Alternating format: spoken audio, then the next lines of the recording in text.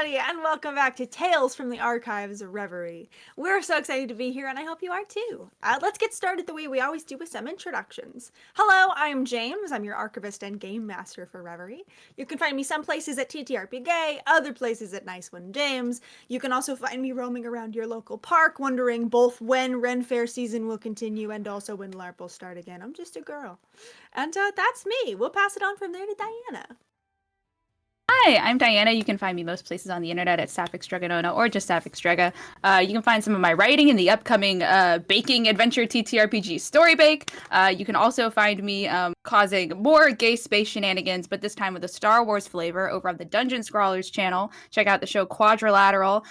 Me and perhaps a funky little friend are currently recording even more of it, so now is the time to get all caught up.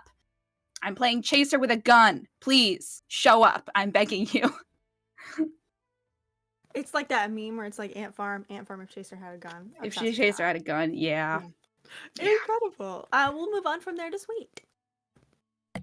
Hi, I am Sweet. You can find me most places at _Sweet Stories. That's it. That's my whole thing. It's good. Quick, Thank you. concise, cute. Yeah, absolutely. We'll pass it on from there to Mara. Hey everybody, you can find me on the internet at College of Lore Dropout or Lore Dropout. You can also find me over on Dungeon Scrawlers recording Quadrilateral Frostfall, which is our season 2, and you should be there because our last game was so intense I literally sweat through an entire t-shirt. So well, now I can confirm it was hilarious. A hell of a selling point. Incredible. Moving on to Grace. Hi guys, I'm Grace. You can find me mostly on Twitter at LMAO Grace with 2 E's. I will be so insufferable at House of the Dragon Season 2. It comes out on June 16th. I am a Alicent and Rhaenyra truther. They're in love and they're going to kiss in Season 2. Trust me. Trust me. I'm with you. I think you're right. I'm with you. And last but never least, Jess. Hi, I'm Jess. You can find me on the internet at Seriously, and ditto everything Grace said with House of Dragons, but with also Interview with a Vampire. That's all I have to say. And that's so real. My God. Incredible. Also, VJ is our stream producer today. VJ, put your socials in the chat. Everyone tell VJ they're doing a great job because he is. Incredible. We'll move on from there to some announcements. As always, be sure to follow us on social media. You can find us most places at Starlight Tales or Starlight Tales _. Be sure to check Twitter and our fan Discord every week for updates about what our programming looks like. You can also find our past VODs on YouTube if you're watching this from the future on YouTube. Hello. I hope things are like normal there. But I doubt it. But I hope. A girl can dream. You can also find us on Instagram and TikTok. As I mentioned, we have a fan server. If you'd like to yell at me about many of the myriad GM crimes I will be committing in the next 4 hours, that's a great place to do it. It's also just a really nice place to keep in touch with the community if you'd like to join. Also, we have a Patreon. If you love to see queer and trans sci-fi fantasy content, and you have a couple extra pennies in your pocket, we would be absolutely honored for your support. If you're already there, hey, thanks for helping us make the content that we make here. And if you're just here supporting us, that's okay too. We love you. Mwah. That kiss is just for you. Also, be sure to come back a week from today for Tales from the Hearth Divinians as things get a little bit crazy with the fallen king of the gods and the Dead Zone returns. It's going to be normal and fine. It's cool. And also, if at any point you decide that you want to pick up some new dice or tabletop gaming accessories, be sure to check out the nice people at Die Hard Dice. If you decide to, be sure to put in code Starlight10 at checkout for 10% off your order. And lastly, if you're looking at the art on the stream and you're like, damn, that would be cool if it was my little guy, like the same thing but my little guy, great news for you. Jess and TT have their commissions open, and they're wonderful artists and wonderful people, and we love them here at Starlight Tales. And I think that's it. Do we have any other announcements? All right, then without further ado, let's all settle in and crack open tonight's chapter of Tales from the Archives.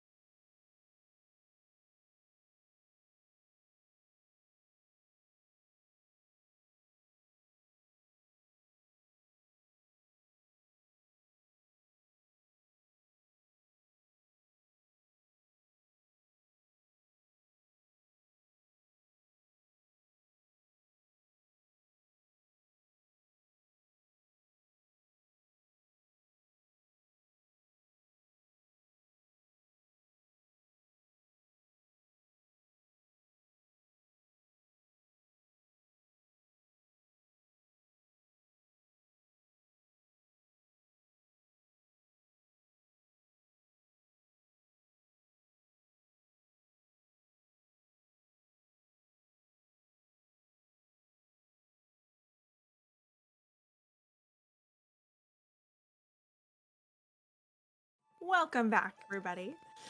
Let's talk a little bit about the last time we were here at Tales from the Archives Reverie.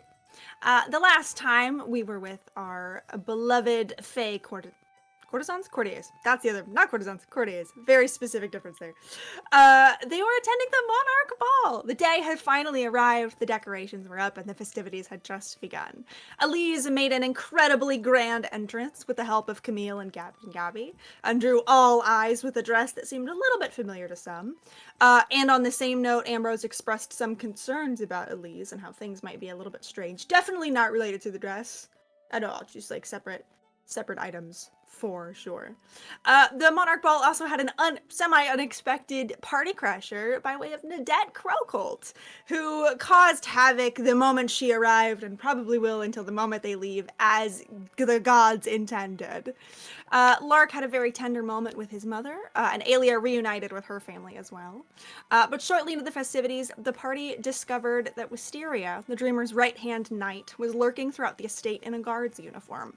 And despite their very best attempts to keep an eye on her by having to be a tied shadow, unfortunately she slipped away into the night, and our party is just now reconvening to make a new plan. But instead of picking up as our party comes together, we're gonna beep back up about 10 minutes or so. Luca, you were heading over to find your sisters, if I remember correctly. Yes, I am. Absolutely. So you can kind of make your way through the ball here. And I think where you eventually find Margot and Georgie is sort of in the like outside garden area. Margot is dressed in this like very slutty little suit that's emblazoned with like embroidered dragon wings and is very deep cut. And is sort of like in the vicinity of where Sunny the Dragon is doing meet and greets. And you also see Georgie is here.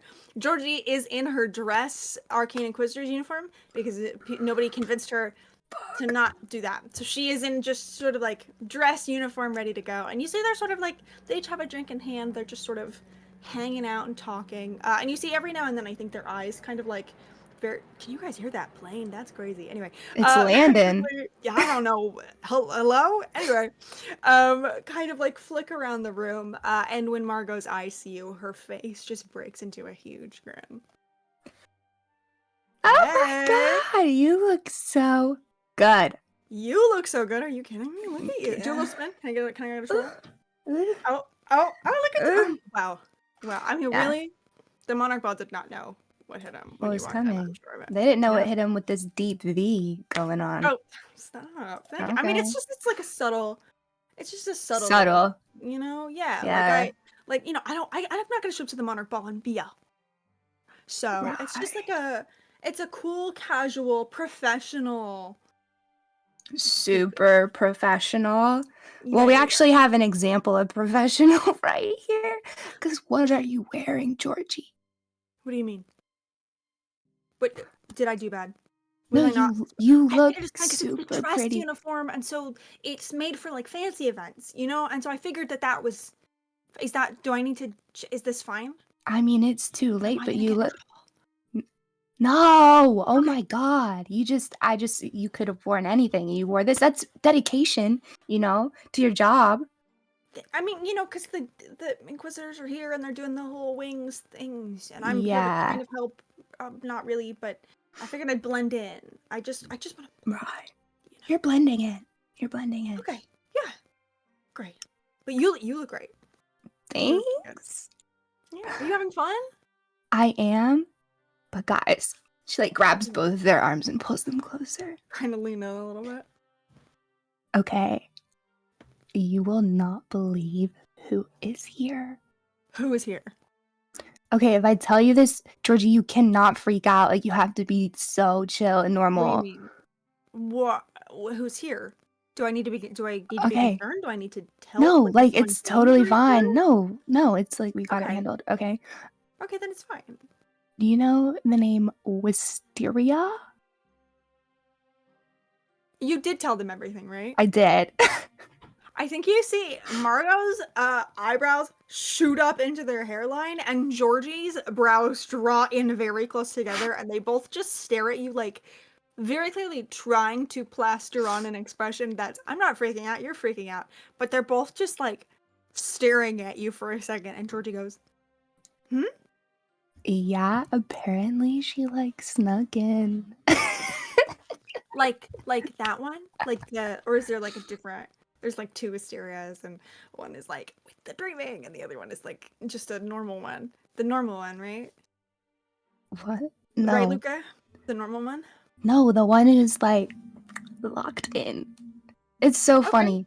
But apparently, I don't know, they're doing something weird with their outfits. I don't really know what's going on there. I've been trying to just party it off, but apparently she's here. Like, T, okay, you snuck in. So many people have been sneaking in. I don't actually think the security for the Royals is as good as everyone says, honestly, because Tavia's ass was able to get into Lark's room, like, lickety split. And now Wisteria, you know, Okay. maybe I should try to So sneak in somewhere. let me put a pin in that. Hmm. I'm being really cool and cash about it. I'm not stressed. I do, however, feel like someone perhaps should say something about. Yeah, Lark knows. He's on it. Okay. Yeah. Okay. Cool. And we're like cool with it? Yeah. I mean, Fine, like she's I just here to think they're, party, or you know, 'cause honestly, I can go get the dragons. I can go get no, all the no, dragons. no, Like I no. can get all of them. I honestly I think she just needs like a drink or something to unwind. There's been a lot going on. You know, they want to have fun too. Yeah. Yeah. And I think you see Margot like nods, head turning to Georgie, and they like look at each other and have like some kind of silent conversation back and forth, and just yeah. Hello, I'm Yeah. here too. No, sorry. Yeah. Okay. It's it's just that like, having a drink is well and good. A little worried about the timing and the not being invited, and it's a lot to unpack. And Well, I am desperately trying to. That's all. my feelings would be hurt if I wasn't invited. So that's like Yeah. it's probably Yeah. fine. Also, this is And something else. Wait, yeah. what? No, I was just saying Lark does know that. Yeah, like for sure. Okay. Cool. Maybe He's maybe yeah. I'll just like pop in, do like a little check-in, a hey, No, how's it this is a going? secret. You cannot say anything. They know. Yeah, but like they don't know that I told you. This is like a you see how us three Okay. together. So Yeah. Okay. What were you gonna say a minute ago? okay, and you see Elise's dress? Mm-hmm. Okay, the king was looking at her crazy. I thought he was about to like cry or something. Kind of looked constipated. I don't know. And then he talked to me and Lark and was so weird. And Like weird how? What do you mean? just I don't know. It's like he's yearning for something he'll never have. I don't know. Vibes are off. Well, But we've all that's been there, great. you know. Damn. Wait, sorry. Back up. Is the king in love with Elise? Is that what you're telling me? I don't know what to do with that. Oh my god. No, I don't think so, but wouldn't that be so funny? Okay. That would be They're both wild. really old, but I think he's older than Sure. her. Probably by a lot. Yeah. But I mean, like, it's cool. Yeah. I mean, he is like super married. Well, he's been super married a few times, so. Yeah, fair. I think you see. Look at what Yes. the Monarch Ball. Kind of a player. Okay, please. Just like sweat has begun to break out a little bit on Georgie's temple. Look, okay. Oh, this would you like a drink? I think I'm gonna get a drink. Would you like a drink? You're gonna get a drink? I would love a drink. I had like 4 drinks. I'd love number 5. Yes. Okay. Yeah, I'm gonna take a lap. I'm gonna take Yeah, take a lap. Don't say anything. Series of breaths. I'm gonna get drinks, and then we'll reconvene in a tight like 10. You have to promise not to say anything. I, by oath, can't do that. Oh my god, you are so lame. I just think it's probably not a good situation that she's here. But I don't want to break your trust. But I think that maybe it's a little more than just sort of being bored on a weekend. Who's not bored on a weekend if you're not at the Monarch Ball? You're kind of a loser if you're not. I would come too. You know what I'm saying? Okay. Yeah. Okay. Okay. I'm gonna take that lap. I'm gonna Take go a take lap. I won't say anything. Probably. Perfect. I'll be until we right are here. back. And that's the promise that I can make you. Okay. Okay. You see, Georgie kind of turns and like takes like 3 steps, hands on hips, and just takes a really big breath in and a big breath out, and then we'll go to take a lap. And Margot kind of looks at her go and leans in and goes, "They can't take this. I know. You know how they are." Every time I try it, just get, I expect a different reaction from her. Like, I maybe mean, she'll listen, get like excited. it's like baby steps. I think that maybe, the scary night working for the people that took mom and dad. I think that might be a little bit of a big. That's not a baby step. That's a grown adult step. Right. But But it's fine. What if they're trying to help get them back? You see what I'm saying? Like, Do we know that she is though? I don't really Do we know, know but that? she's really nice and Okay. said that they're fine inside whatever like hamster ball she has them in, and that she's just trying to do what's right. And the king, honestly, not looking too good. Like, your reputation has never been worse, so Okay. Yeah. Okay. Okay. Yeah. It's if you hear anything else about that specifically, let me know. Okay. I'll text you. Great. And I will also be here, or anywhere else that you need me, to give me that information. Right. And I'm not gonna make any promises, but I will try to keep Georgie from. Yeah, just telling- keep her, like, get her to drink a little bit more, maybe spin I around on think the that dance might be floor. worse, is the thing. Yeah. Do you remember when she's not a good drunk liar? She does start to like get the chihuahua shakes. Yeah, sometimes. she just starts saying any piece of information she's ever learned, and it's a 50-50 shot if it's something crazy or if it's something just sort of academic. So Well, I might keep an eye out. keep an eye out. Is your Okay. like friend here your special friend? What's her name? Star? Starla? Yeah. Yeah, she's here. Oh, okay. Why? I was just curious. Why, you gonna steal my date? No. Alright. Are you two like what's going on? Are you two like together? That, little sister, does not sound like it's your business, does it? It's totally my business. Are you kidding me? Has she been in the house? Why are you saying that like she's a raccoon? I don't mean it like that. I haven't let seen them them, in but the then I house. don't see let her in the house. Well, you've been very busy. I haven't seen most things in the house. I'm just saying. Oh, okay. I haven't seen you in the house, frankly, but it's fine. I've been busy trying to save the world. Sorry, I have a big job. I pay taxes now. Do So, no. But, you? Okay. Yeah, that's cool. Good for you. okay, I was just curious if you had game like that. I guess not, though. So, Excuse me, do you see this V? Do you think that someone who doesn't have yeah, tattoos like that would be dressed like this? you don't want to talk about it. I just thought, so. Wow, I'll have you know that game is not kissing and telling. That's class, Oh! what that is. Class, all right. I didn't know you were classy like that.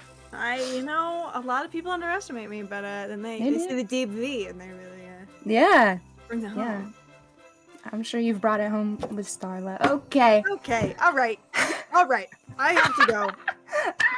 Okay, I'll let you know if anything crazy happens. All right. Okay. Yeah. Be safe. I love you. Yes, sir. I don't think Georgie's coming back with that drink. I think they're gonna go hyperventilate. Oh my god. You might want to get one of your own. Mhm. I'm gonna go check on that. Okay. And Margot will walk off. And right around this time as well, you see the group beginning to assemble kind of off in a little corner out here. I go over to my group. Yeah. Lark, I believe you were getting everybody together, right? If I remember correctly. Yeah.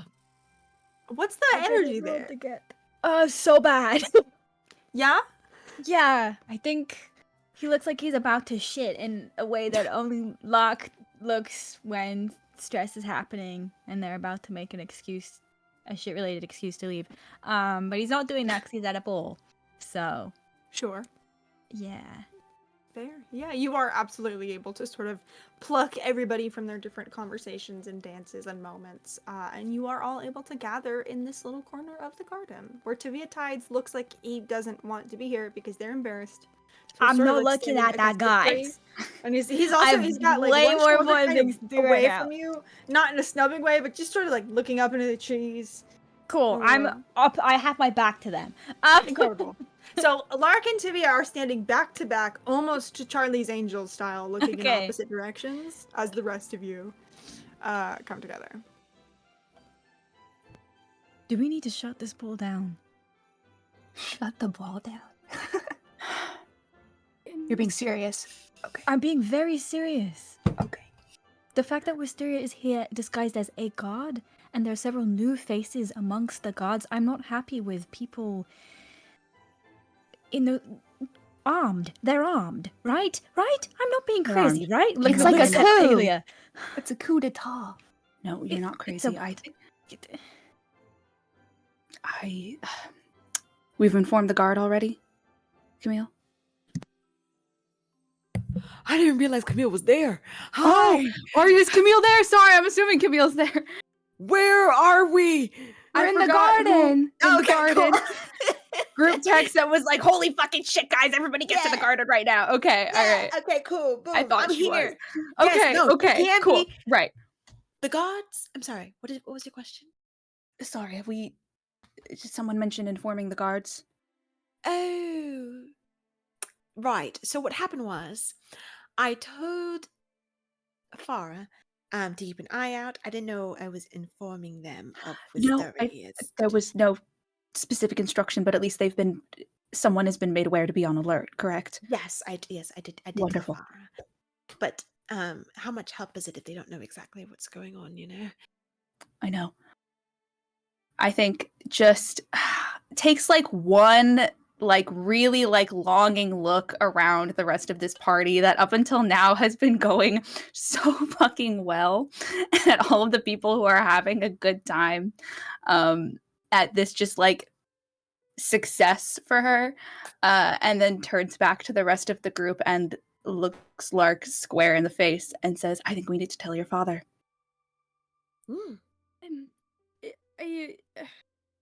I do want to perhaps Locke looks like he's Raise- about to pass out. perhaps they want us to close down the party, right? Be seen, get everyone nervous. I just want to raise that as like, I don't know, That's- this might be part of a plan. I don't care feel if like it's that what they want. makes sense. If it gives us a safe space in which to talk this Right. through, then fine. Yeah, I think better safe than sorry. I think a little bit of gossip around the town versus, whatever the heck is better. I'm less concerned about optics at this point, yes. I think we need to tell your father. I think we need to start gathering the other Archfey, many of whom are here in attendance. I think that we need to start shutting it down. Oh, There are that too is many smart. people Get here. all the important people in the room and then go kaboom. Huh? On the guard's end, I mean, like that would be smart if I was going to like blow up the. I don't think thing. Okay. Yeah. I don't think their intention is a direct strike on the crown. That's not the intention that I sensed from lowering her voice very distinctly, Astra, the last time that we spoke, but Are you sure? Because she has every reason to want to. can I do a retroactive insight check? Can I do a 4-day retroactive insight check? Yeah. Hit me with it. Why Okay, not? cool. Oh my god, what's my insight? I don't know. I'm just scared right now, guys. Really That quick, natural 20 for a total of 25. Thank you, Reverie Dice. Thank you, Castle Diehard, my beloveds. Anyway. Incredible. And I'm so sorry, just to remind me, are you insight checking the conversation from Astra?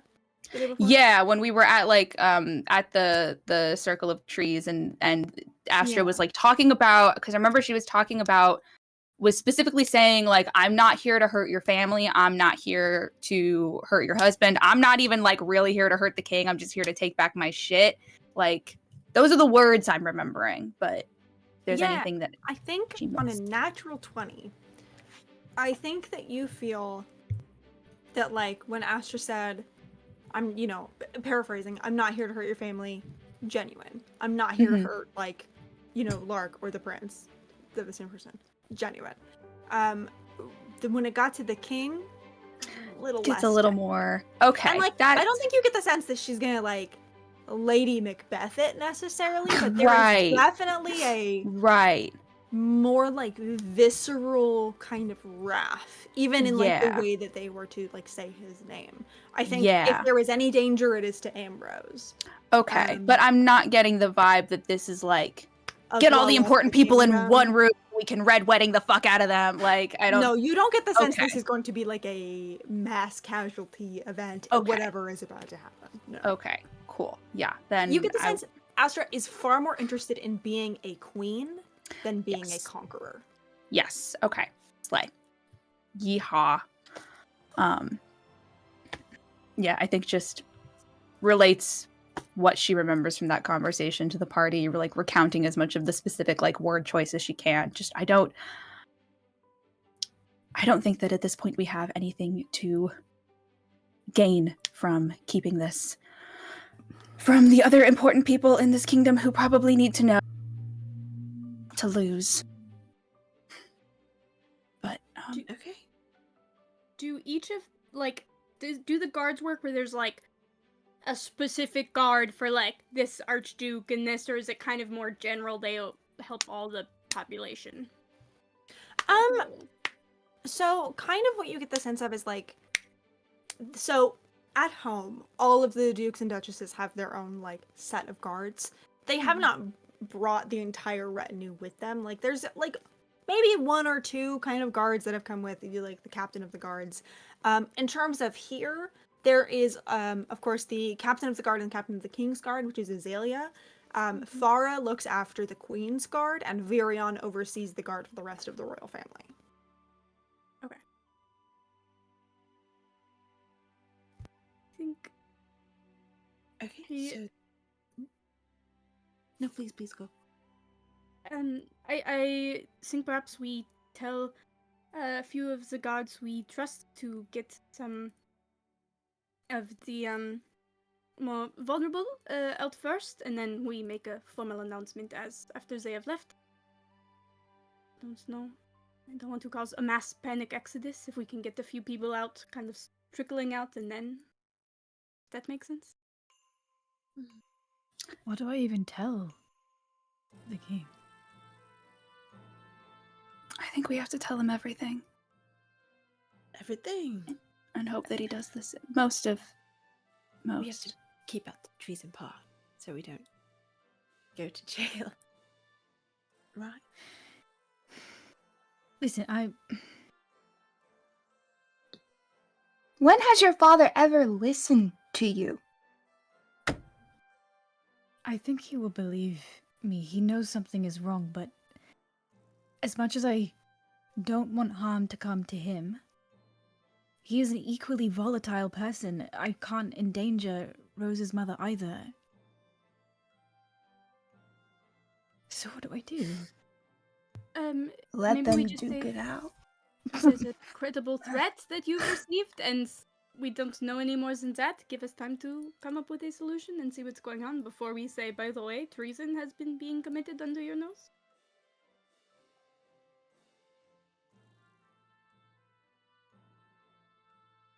What if I find Wisteria? That we have a dance that we're supposed to be having, right? Find Wisteria and I do dispel magic on whatever glamour that they have. I think they have glamour for their armor or whatnot. And expose them on the dance floor. I thought you were a god. What are you doing? Huh? Maybe? That might Huh? cause mass panic. It's very, very Oh, sorry. clever. No, I'm sorry. I only know how to make something salacious. I should probably not do that. Okay. So what do we share then to the king? That she's here, that we believe she has Threadweaver, that she is planning to release the magic of the dreaming. Why would we tell him? Why don't we just let it happen naturally and see who wins? I don't understand why we have to do this whole, like, let's give him all the puzzle pieces. I'm kind of impressed that she's made it this far. I'm not gonna lie. Well, I think, from what I understand, Lark and Alia's positions are kind of also in threat if she comes back. So This isn't about titles or who inherits the throne. This is about what happens when... No, this is about what happens when two storm clouds meet in the middle and everyone else gets struck by lightning. Exactly. It's very poetic. Thank you. the people. Exactly.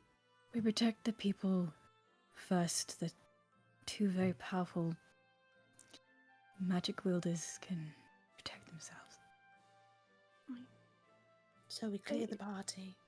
I think we withhold details of what is going on just until we get everyone out, and then there is time for an actual conversation. So we Ambrose. blindside Ambrose is what we're voting to do right now. He will be blindsided tonight, whatever happens. But no, I will tell him that we are clearing the party. He can You make think his they're own going to let you do deductions. that without telling them why? I will tell him that. I don't know. Something is wrong. People could be in danger. I don't know. Figure it out when I get there. Figure it out when you get there. Okay. Sure. Cool. I don't know When if are the we guards- clearing the party? Yeah, because I don't think the guards would take notice from us, about clearing the party. I think it has to come from I'll tell them. royal. I'll tell them. Then, Are we gonna do it before the dance or after the dance? What Dan? The one I where don't- everyone. I don't think we have time, Luca. The dancing is already happening, just so you know. Oh, slay. Us. Okay. Great. Well, can they finish? Should we let them finish this? Everybody's having a good time. it will probably take a while to get everyone to start moving, so I think the sooner if I'm we sure are the going to song do will- this. Mm-hmm. I'm sure it'll wrap up by the time the guards get a move on. Right. So Okay, I fine. know that I'm like it's not my fault, but I'm sort of the reason we're here. But I do feel like weren't we gonna talk to that looks to you, Alia, The Duchess. Yes, I'm I going. feel like if we're gonna do that, because if she knows something and we start clearing the ball, that's probably gonna send alarm bells. I just listen, it's up to you guys. I'm not the politics guy. I just feel like maybe if you want to do that, you should do that before breaking it up. And also, I am deeply sorry. I'm normally better than this, and I will not fail you next time. Wow. I will not fail you. Oh. Gives you a look. It's like, Sorry. up. Sorry. it's okay. We do have someone who is good at as far as I understand it, looking and sounding like other people. We have a few of those. If we need to have a couple royals, a couple of you two having different conversations, we could have Camille or that one over in the garden disguised as you to help facilitate and move things along quicker. No, sure, I could do that. Georgie can help. I did tell her Wisteria's here. That was bad. She freaked out. Like, Oh. she can never be chill. Oh. But she'd be excited to help get everyone out. So that's a plus. That's a plus. That is. Right. She's not a snitch or anything. Yes, but you are, Luca.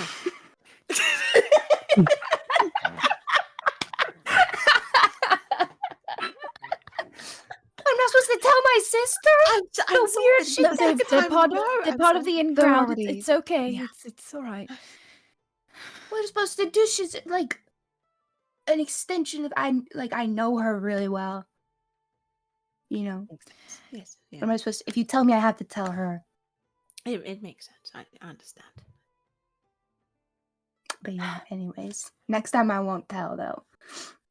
Don't kick me out of the group. Luca, I Ilya, think that do whatever you need happens next, we're all in it. So Yeah. you're here whether you like it or not. Awesome. Do you need me with you to speak to the Duchess? No, I think I'll have a better chance of speaking with her without your presence, unfortunately. Yeah, that's Sins of the father and all that.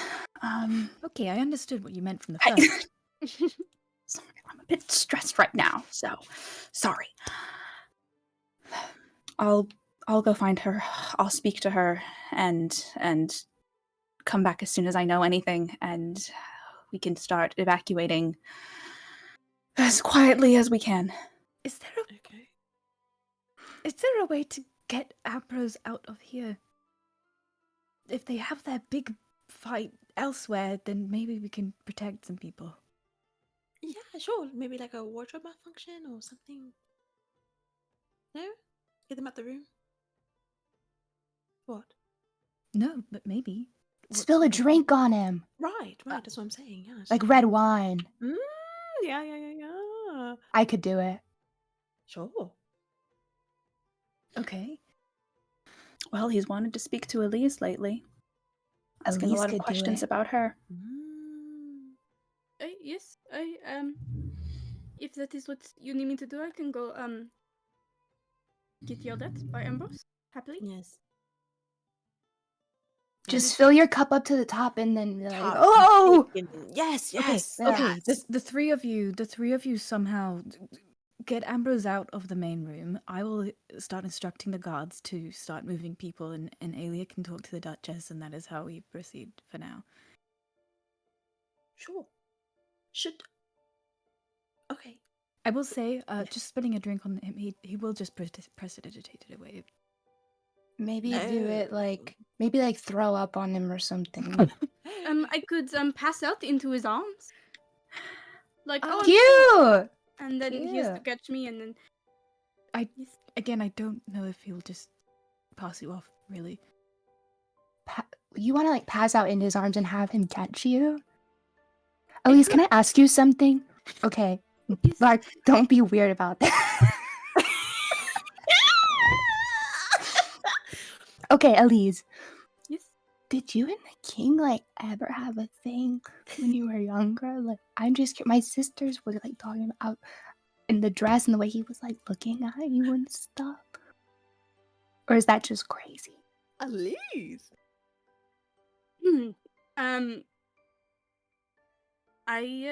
No, Why are you hesitating? I've Inside check! Inside check!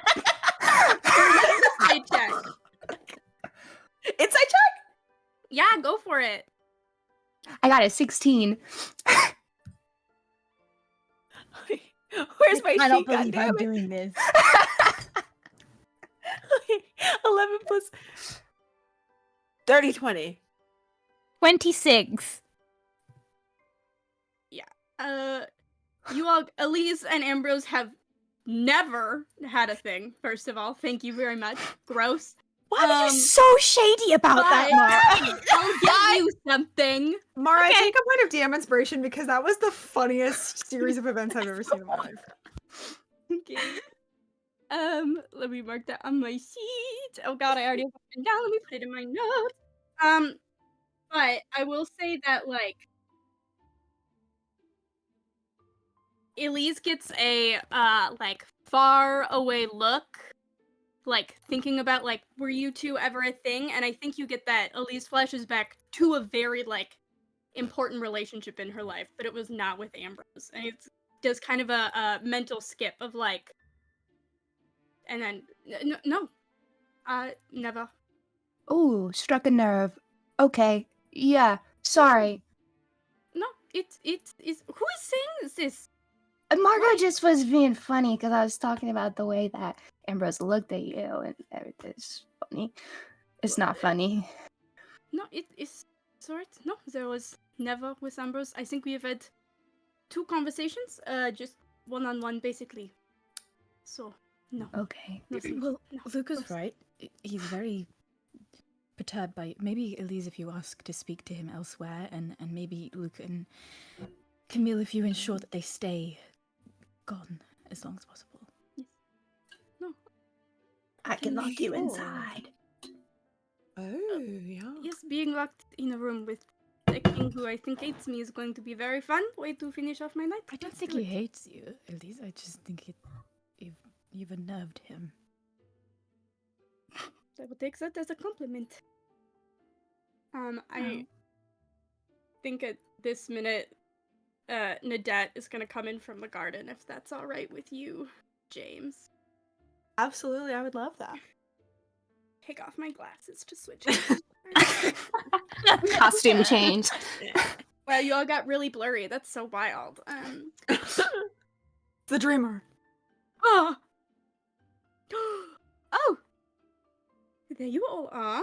How's it going? I have learned so many things out in that garden.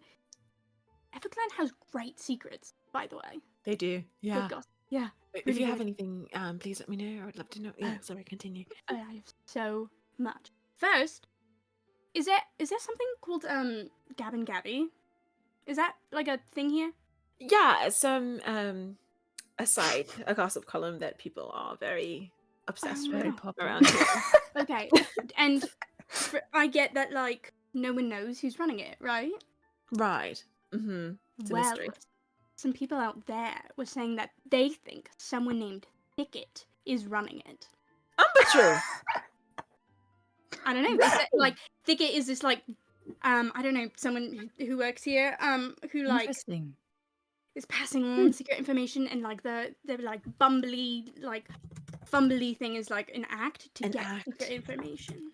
Wow. No, that's Oh. it's possible. It's quite Interesting possible. theory. Very possible. Very possible theory.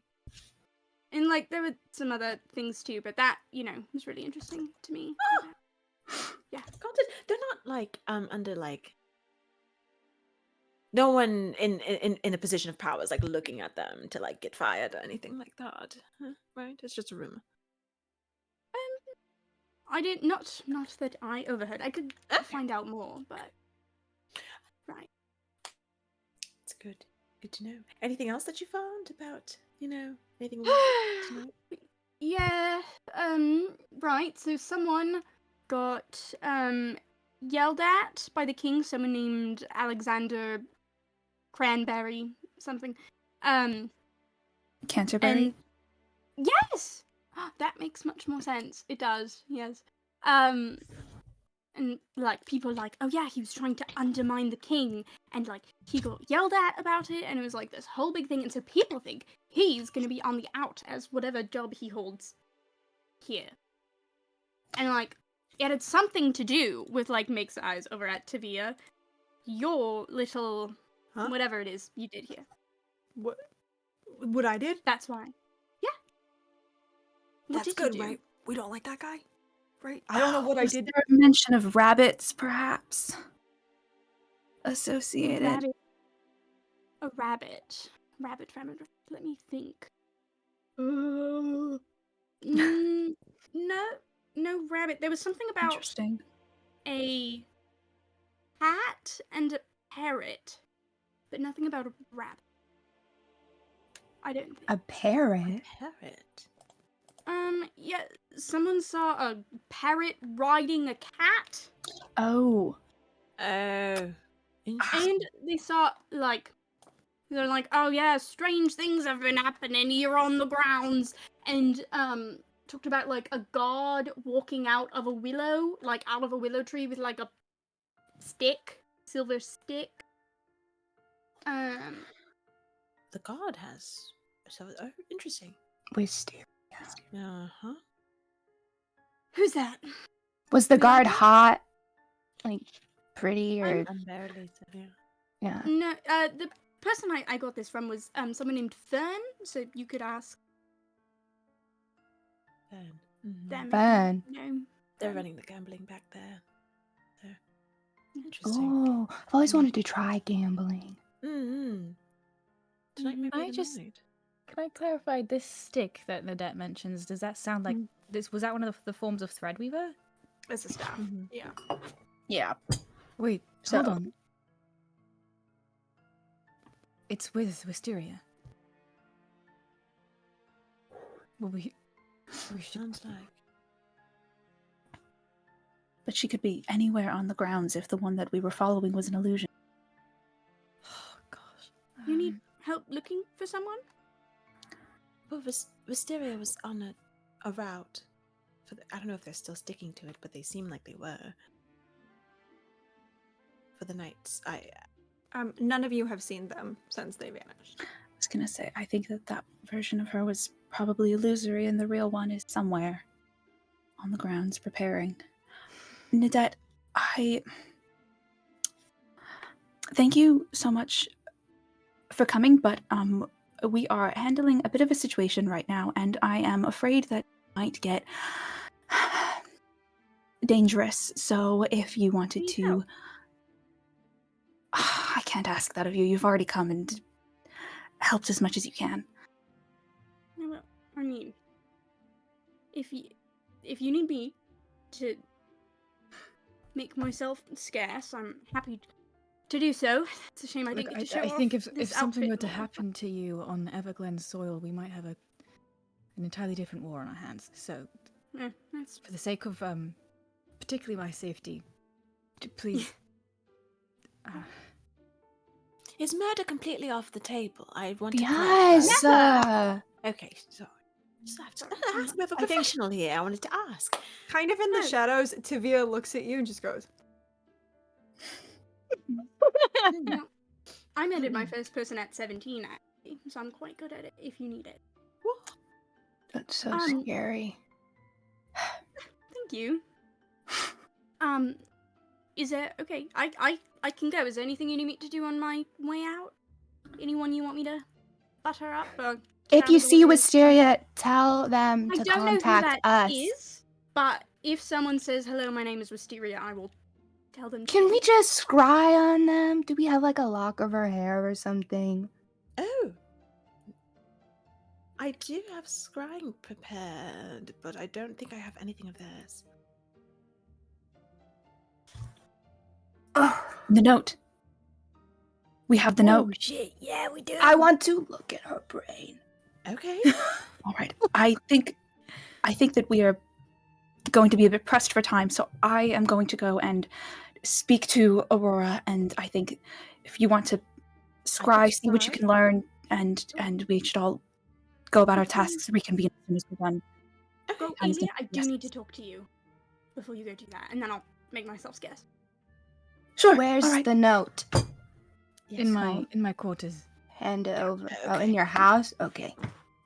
We'll I go can- get it. We're still at our house, so it's okay. Is there like a key? Can I just walk inside? No. "You want me to grab it? It can be useful." Don't you have a dog leash on or something? Yeah, but it can get really long. So Okay. I don't It like that you needs- said it like that, but sure, yeah. I'm just embarrassed. Okay. Yeah, if you could bring the note so we can look at her brain. At her brain, right? I think here, like, for the first time, kind of turns to you, Lark, and is like trying desperately to hold eye contact. "Do I have permission to break into your room to get the?"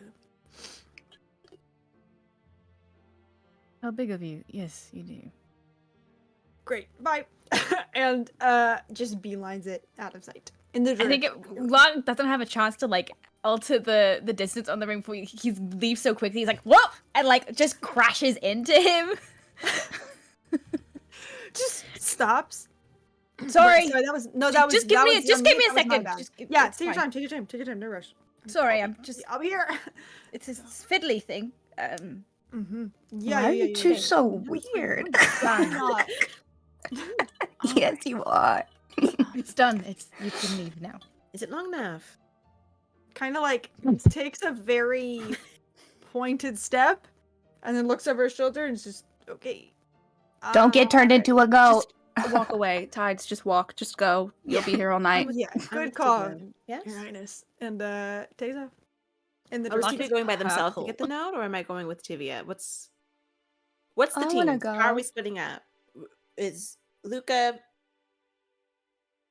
How are we doing this? Because we're doing 4 different things, right? What are we Yeah. doing? Okay. Luca can go. She went to scry. Do we have to go get the? Tavia will bring the note back. If you Oh. Okay. Slay. That's what they're doing. Yeah. If you want to go with Okay. them and do it in the room, that's completely valid. They are intending to bring it back to you. Okay, slay. Okay. I will go. Okay, cool. Are we still doing the trapping Ambrose thing? Is that still happening? I'm happy to do it. I think Lackery wants to see where Wisteria is first. Okay, cool. Okay, cool. Got it. All right. Hell yeah. Camille So will is go too. everybody... Oh, so you're all going to the room. I think we're separating, or are we all going? Alia is gonna press a very quick kiss to Lark's cheek, grab Nadette's arm, and just be like, all right, I'll see you all in a little bit. Nadette, let's walk and talk. And Incredible. We will power start walk. there then, and then pick up with the scrying, I think. Go smaller group, bigger group.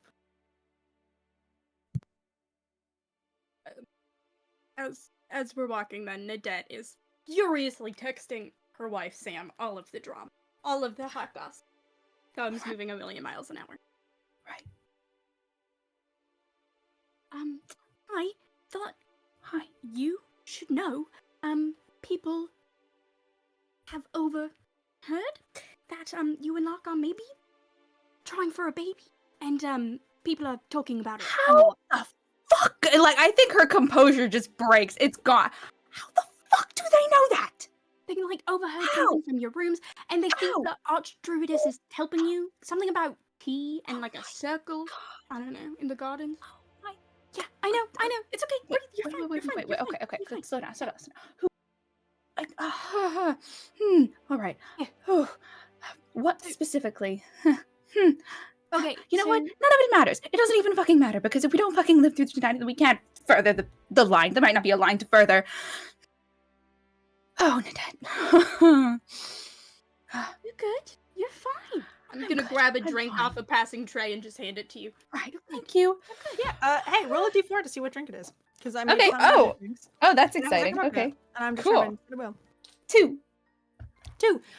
You pull over this kind of beautiful crystal glass of wine. It is a white wine, and as you take a sip, it has these undertones of lemon and pomegranate, and kind of catches the light and shines a little bit. And you gain a 1d6 to all insight checks made in the next hour. As you taste the Yay! wine. Oh my god. I need this in real life. This is yummy. Hell yeah. I love to make fantasy food, Your Honor. Anyway, sorry. Carry on. You get the Slay. Right.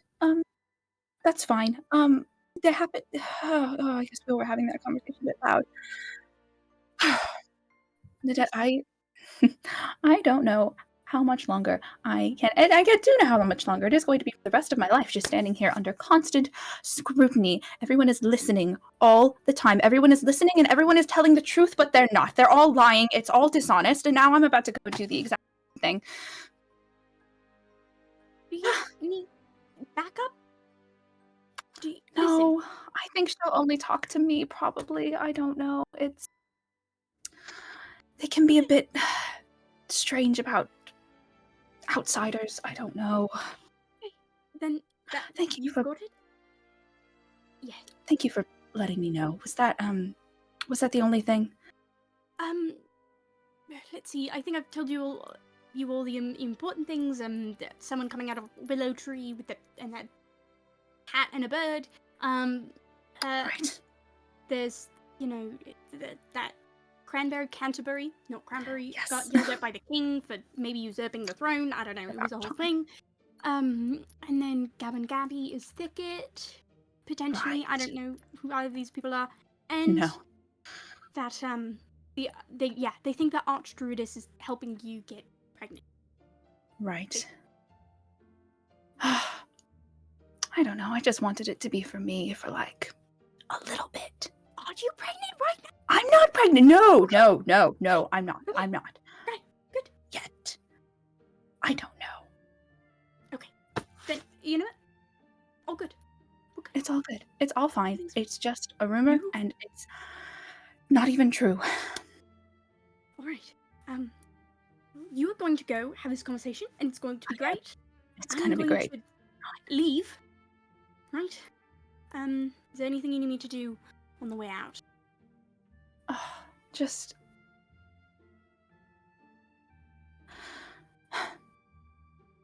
I don't know. Just when you get home, whatever happens here, just make sure Rose is okay. Of course. Yes. No. Always. Right. Sister, my best friend. Right. So, yes. No. Going to be okay. Alright. Thank you. I will definitely invite you to another one of these when hopefully the sky isn't falling, and we can actually properly have a good time. Actually, you know what? I will end up more stressed at these than having fun, so we'll have like a real actual party that will be fun and for people that only people that we like, and not anyone that I have to. God. I honestly, listen. Everyone in the circle who I've met is great. They can come. You have good people around you. I think you'll be fine. Yeah. Thank you. Go have this chat. I don't know what's going on. I don't need to know. But do you want me to like pull a fire alarm and something? I don't know. No, but if that changes, I'll call you. Good. Thank you. Keep an eye on that, Tavia. Oh, I'm so curious, and I have so many things that I need to order. You know But what? we're gonna talk about this. We're gonna talk. Yeah. I'll give you good. all the drama. Yes. Good. Everything. Okay. All right. Kind of peel off into the night. Absolutely. Just to double check, Nadette, are you leaving? You heading on? No yet. Okay. Yeah. No. That you know what. You sit on it, and we'll check in when nothing happens because this is a normal party and everything's gonna be fine. Yeah. Anyway, we will, as you sort of split off, pick up with the group. Just to clarify, because my brain is scrambled. Are you guys going with Tavia to do it in Lark's rooms, or is Tavia bringing the note back and you're gonna wait for them to come back?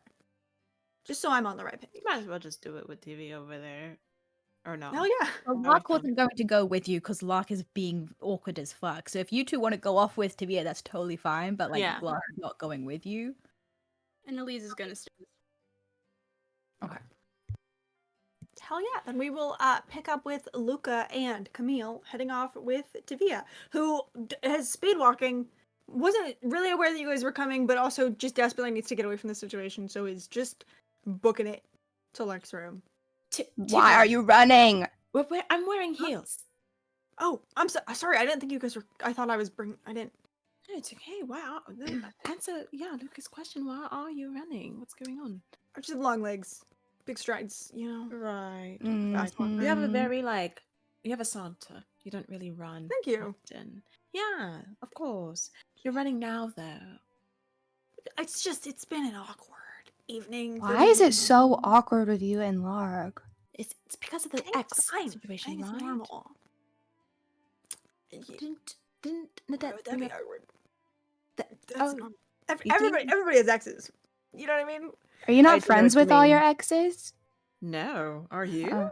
Yeah, they're really nice. I'm not friends with Oh. any of them, frankly. Oh.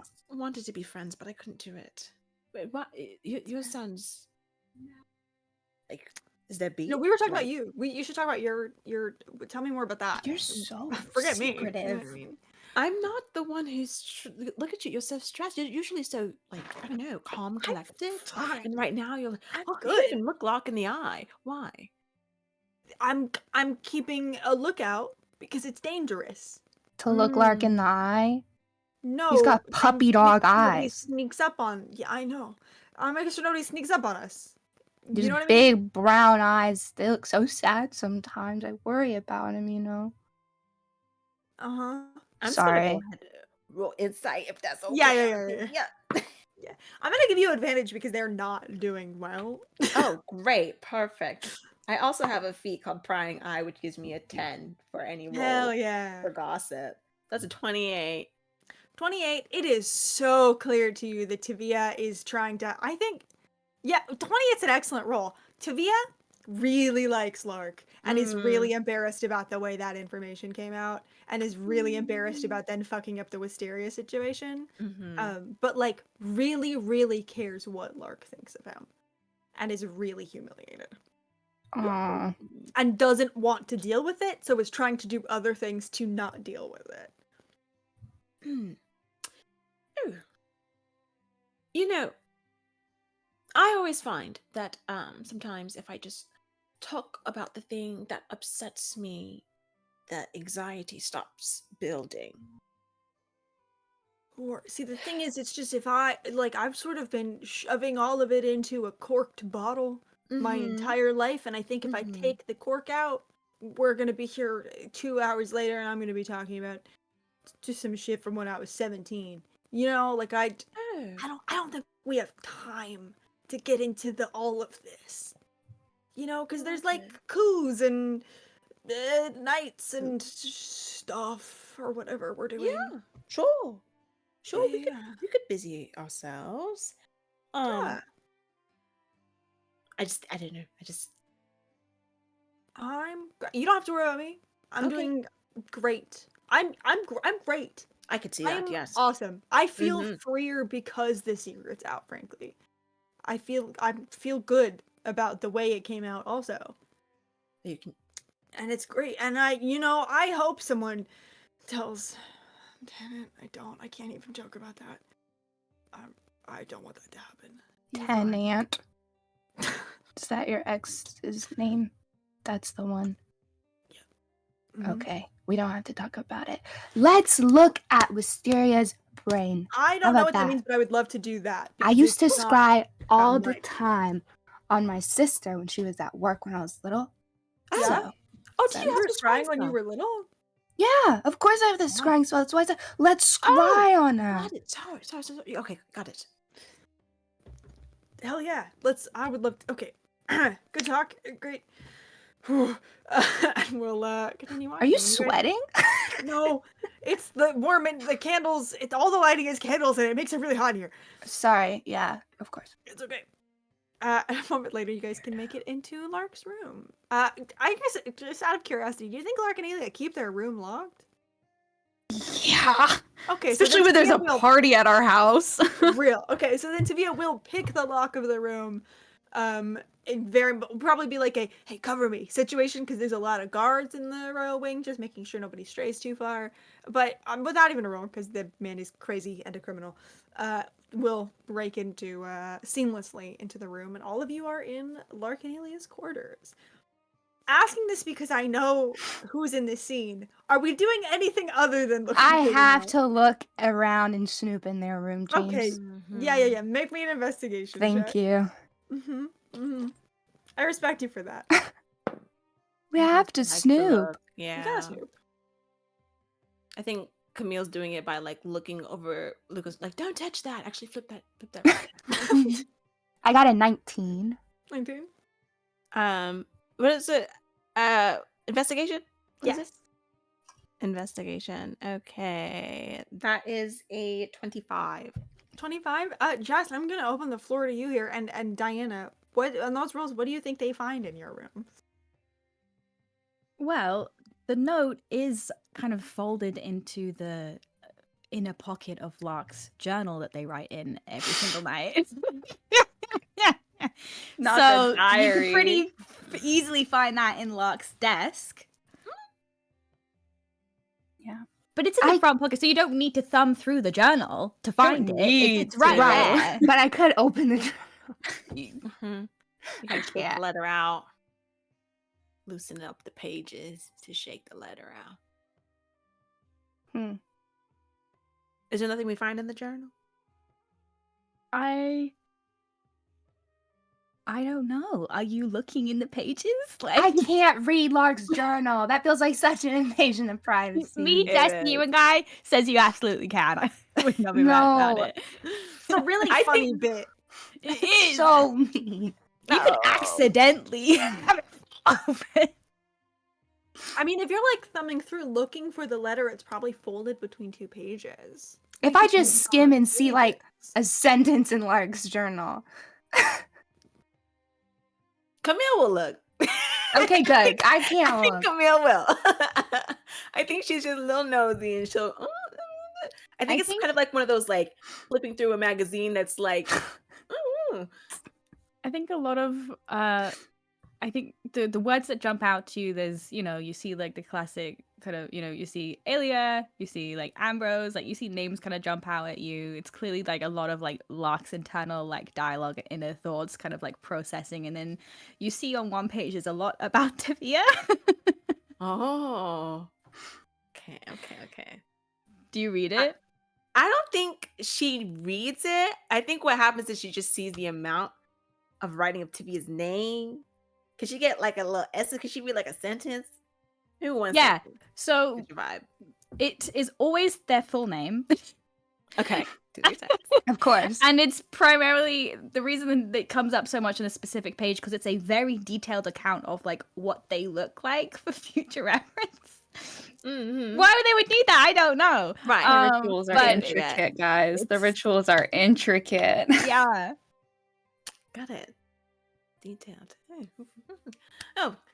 Mm. Sorry, you did get the letter. I should put this down. Let me. Wait, no, what did it say? I'm not gonna read it. I don't want to.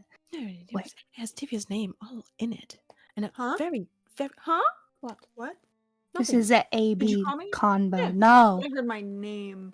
I did not say your name. No. your name sounds like a lot of other things. So, Mm-hmm. what else did it? You said make a deception roll. Yes. Oh, Okay. Oh, I rolled good. I rolled pretty good too. Oh no, actually. That's a 20. What is that? 22? What did you get? Luca? 23. oh, did I need to roll into? Okay, Oh, hold you on. don't have to. If you're not rolling, then I'll give you advantage, Camille. I mean, you don't need it, but just. I to rolled see- an 8. 8. Okay. Cute. So, Tavia rolled a 21. So I think kind of like squints at you a little bit, Camille, and like is clearly looking for something and doesn't quite find it and nods a little, and then looks at you, Luca, and does like a full double take. What? What? What do you make your face? What? What base? That face, Luca. Luca, What's wrong with my listen, base? I like to think that we have like something like a friendship here, and I really value that. I think as a friend, it's important that you know that you are a really shit liar, and I'm I think not. that's something we do need to work on for your pirate career. I- It's bad. Why is your head tilted to so far My down? pirate career? Why are you're looking at you me getting through your eyebrows? Activity. I'm getting a job for when all this blows to shit. You can only have a job if you have to be a better liar. Okay, fine. Lark wrote your name in his little journal. How would you say that? Oh, Because okay. I'm getting a job. So Lark also wrote all of our names too, so don't feel special. yeah. No, I think you see Tavia's cheeks flush a little bit, even as he's like, that totally that makes sense because like we're all traveling together and we're doing stuff. So like, Yeah. if he's like writing about their day, then like, yeah, I've written about you in my journal. So Not that what did you? I was gonna ask what he said, but now wait, what did you say in your journal? I just said a few things about you and your personality and where you came from Like, and what you I don't think of know where you. I came from. Yeah, but And I'm so allowed to did make I. inferences. Exactly. I don't know. It's like he's here. Yeah. So I'm sure Lark just wrote like something similar. No, it's just an Okay. account of your features, just in case you. I've never met a pirate. No, You imagine know. Face on a poster.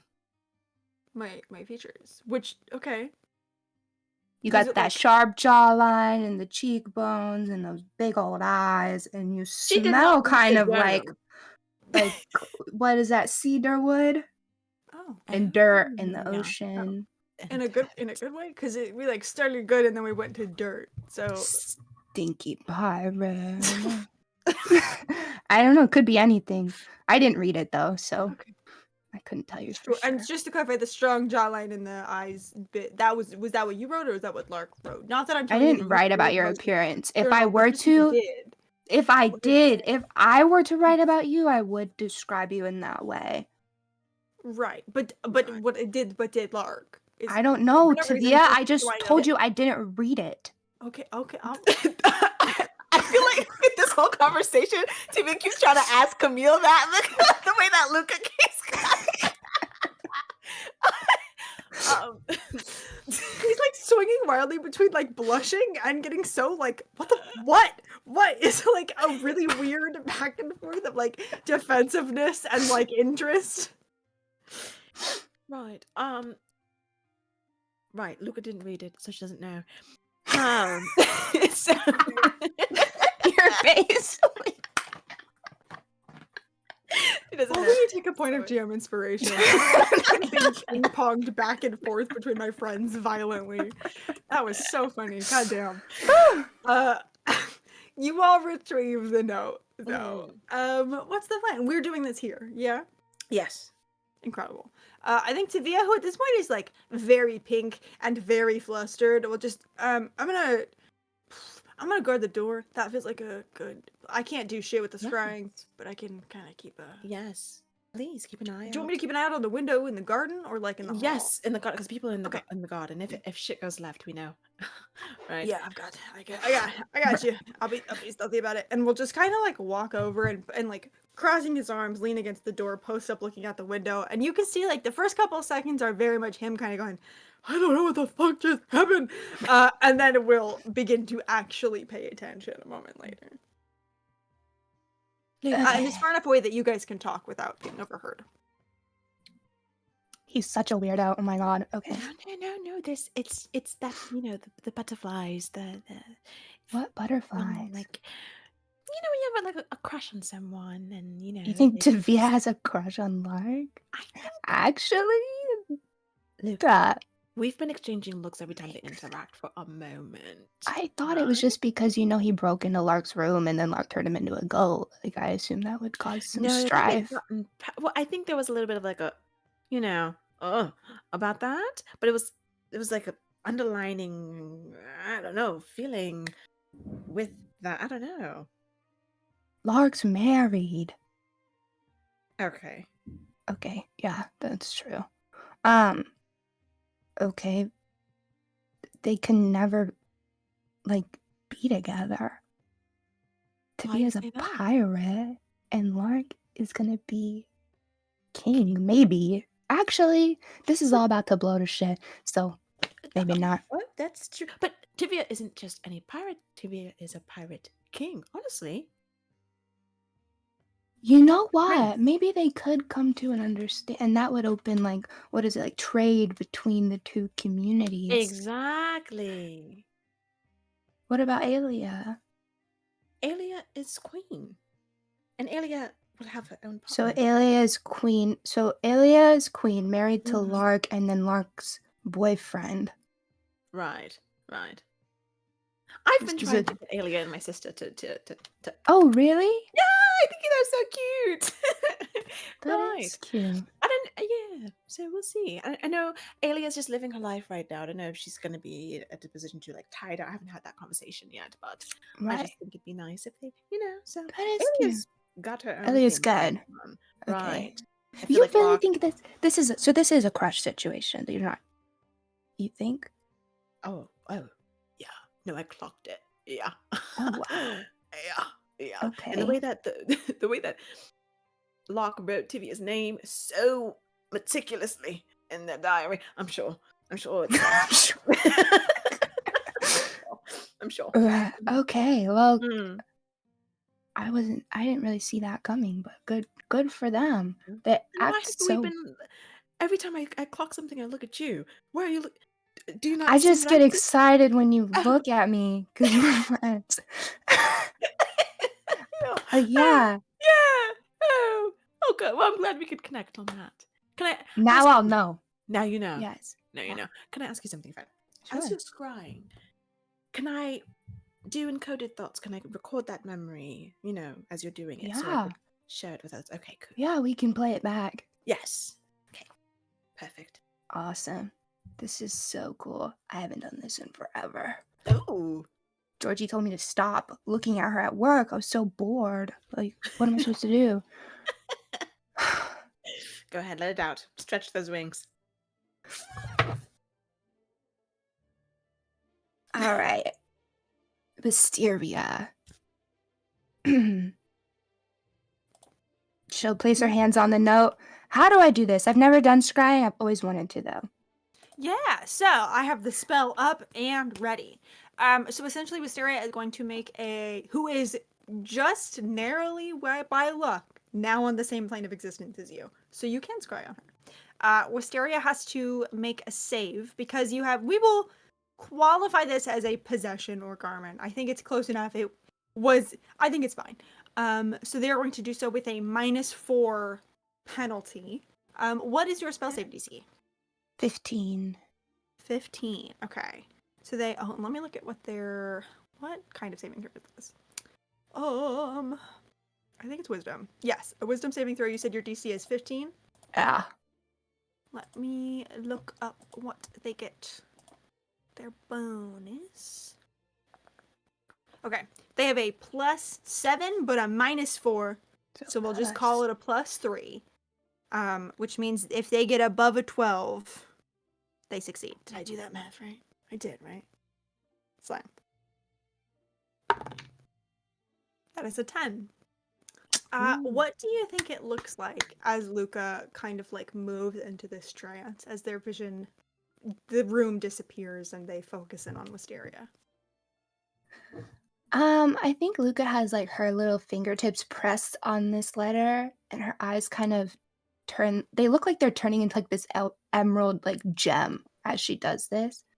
And the room just kind of fades out. I think like it looks mystical. It kind of just goes away, and she enters into Wisteria's head. Is that what this is? So you don't. Basically, what you do is you see where she is. Where she right is. now, and kind Okay. of what's going on with them right now. So the room kind of. Oh, were you gonna say something, sweet?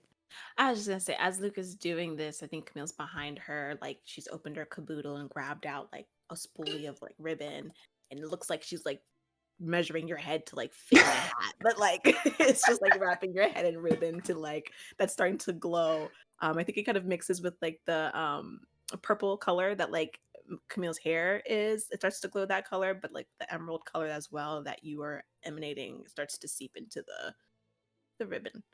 Yeah. Oh, it's kind of horrifying for Tavia to see. Tavia, God, he's fucking shit rocked for losing Wisteria and is so upset about it. Tavia's not looking up unless one of you screams. Okay, slay. This man is on Don't patrol look. right now. They didn't come here to fuck around, okay? There's a gay person they have to impress. Incredible. So your vision of the room fades and transforms, and you kind of like hear the sound of crickets and of swaying like leaves in a breeze before your vision clears and you find yourself at the foot of the willow, which is not hugely surprising to you, as if she was going to come anywhere, it would be here. And you kind of see as that same kind of portal has opened itself up, and you watch as Wisteria steps out of the portal. Would you make me an insight check with advantage, please? Oh, yeah. We're going to call this a DC 10. Oh, slay. My first one was a dirty 20. Beautiful. And my second, 17. Beautiful. Yeah, you see as Wisteria steps out, like, a lot of the times that you have seen her, she has been, like, kind of, like, grinning or, like, playful, or even, like, in her, like, stoicness and protection of the dreamer, there has been a little bit of, like, a positivity, I guess, a hopefulness, and I think what you see as she steps out is something like nervousness or, like, trepidation. You see, like, her hands are shaking a little bit, her shoulders are sagging, her face is like more drawn in like seriousness, looks very deep in thought, and as they step out, you see the portal kind of like seals itself behind with that same little like left behind glowing purple outline in the cracks of the tree. And you see she like takes a breath and kind of like looks around, does a little check, doesn't see anybody in the area, and reaches behind their back and pulls out this beautiful gleaming staff that is this like ivory and silver kind of twisted and intertwined with each other. At the very top you see the like kind of like twisting metals kind of open up, and in the center of it is a crystal unlike anything you have ever seen. It's blue and green and radiates magic, and you can almost like as you look at it catch moments where you swear that you see faces, but you can't quite make them out in the like fractals of this crystal. And at the bottom of this staff, there is this sort of swirling, almost like the way that like charred wood looks, black kind of swirling material coming up from the top, hungrily, kind of like trying to grasp its way up. It's not moving, but it's like, I'd say like a quarter of the way up the staff. And you see she looks at it and she takes a breath and almost seems to like steel themselves for something. And then just sort of, I think, leans against the tree and closes her eyes. And with that, we'll carry that insight check over. I think you can tell that she is, I think you're not sure if she's like speaking to the dreamer or if she is speaking to like herself, or there is very clearly like internally she is saying something, she's going through something in her mind and like just kind of taking a breath. And then just sort of, I think, well, let me roll. Yeah. I think sits here and says, I think you hear her in a voice that is so quiet that you would not hear it if you were not magically watching her. You hear her just whisper, okay, I can do this. I'll do this. Grips the staff with one hand over hand and lifts it and slams it into the ground. We're going to pause there in your vision, and we are going to pick up with Alia. Or actually, we're going to pick up with Elise, I believe, who is going to go harass the king? Question mark? Yeah. It's like, I think it was Elise and Locke were left behind. Yeah. incredible. And then Yeah, what's the plan? I think everyone just kind of like peels off, and then Locke kind of like looks around and kind of like settles on Elise and just kind of.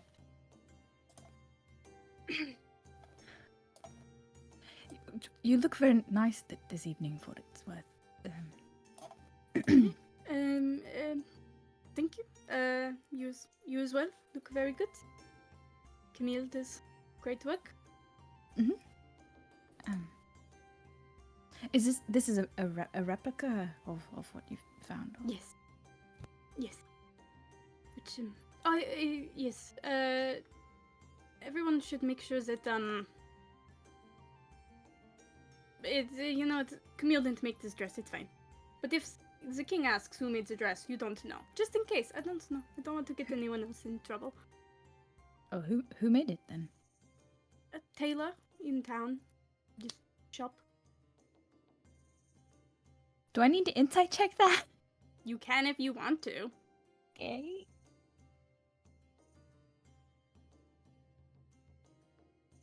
An 18? Not one. For sure telling the truth. Yeah. Taylor in town. Okay, cool. Yeah. Oh, Right. Well, if there's nothing, I should probably go, have a difficult conversation with your father? Is there something I should be saying beyond just like, we need to have a talk? Or, you know? Well, here's the thing, I believe we were distracting the king, so, but everyone seems to have left. We might want to wait until we hear back from the scryers. I don't know, but why don't you and I go walk the floor and make our way slowly over to His Majesty? Yes, can do. I will really walk with you. Hold out his arm for you. Take it. Absolutely. The two of you can start making your way in that direction. As you walk, I think still both of you, Lark, you are a little bit more accustomed to this than I think you are, Elise. You can feel like the eyes of everybody kind of following you and the whispers following you as you kind of like parade through this crowd of nobility. And you can make it back into the receiving hall. You see that the king and queen are no longer greeting the newcomers as the nobles have kind of come and paid their respects already. And I think actually what you see is Ambrose and Flora dancing. This like beautiful, very like it's like a waltz, and they move together almost as if they're floating, as they sort of like very much like commandeer the entire dance floor, and you see or command the dance floor, and you see that like even the people who are kind of like dancing in the periphery, their eyes are turned towards the king and queen. And Lark, your mom is glowing. She looks beautiful in the light, and she is beaming up at him. And he looks, I don't think you've ever seen him look like overjoyed necessarily, but he looks content in a way that is very few and far between.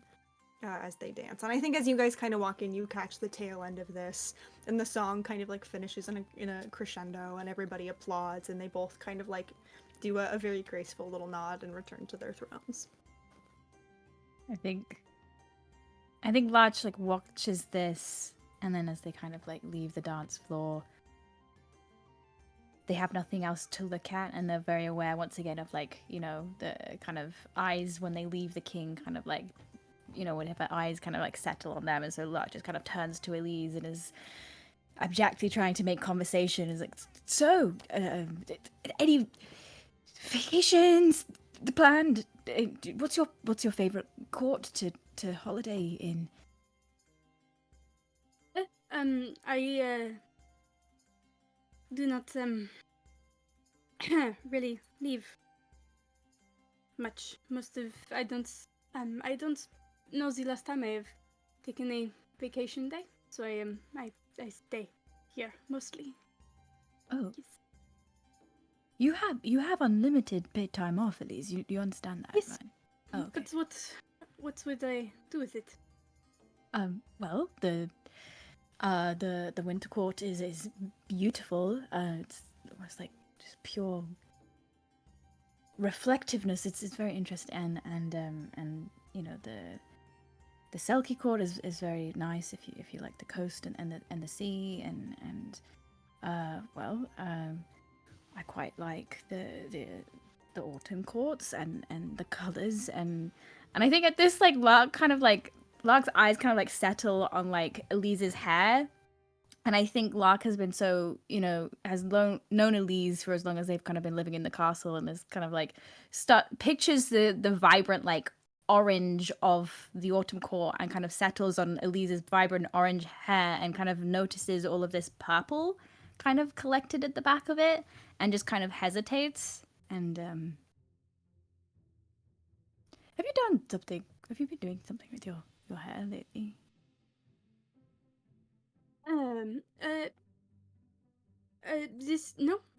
It has been this for a while. Was it always that color? No, it's changes with the seasons. As with well, yours is almost always red, isn't Right. it? Yes. Yeah. They like take a like their like head kind of like draws back, so they kind of like take you in more fully. What season is Elise in right now? You can't tell. And what what season would that be? I know everyone's seasons are kind of individual. It's interesting to me. Autumn. Yes, autumn is. I will be insight checking. Yes. Oh God. Oh, I rolled so bad on my I got a natural 20 Holy shit. for a total of 30. Got an 8. Yay. So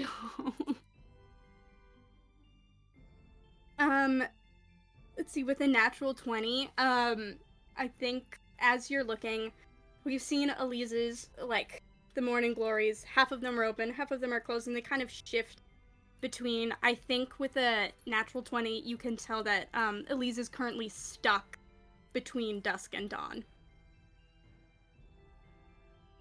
Have I ever heard of Eladrin getting stuck in between seasons before? It's not super common. I think it has happened. I don't think it's common though. I think more than anything, it often represents like when they are like at a place. It's also usually very temporary. It's usually when like they're at a place where the emotions that they identify with both seasons are so big and so all-consuming that one cannot overtake the other. Very rare though. I don't know if you've ever seen it so much as like heard about it happening. Yeah. And I think- Elise's hair has been stuck like this for A few I'll give you- weeks. Yeah, she's been same for a while now. I think Lark's kind of brows kind of like draw together in this like little bit of concern, and he goes, no, no, no, you're not. You're. Are you? Are you? You're all right, Elise. You seem to just be in an in-between state. Yes.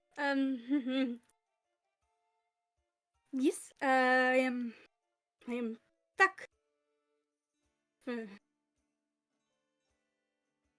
Hannah is gonna look around, and then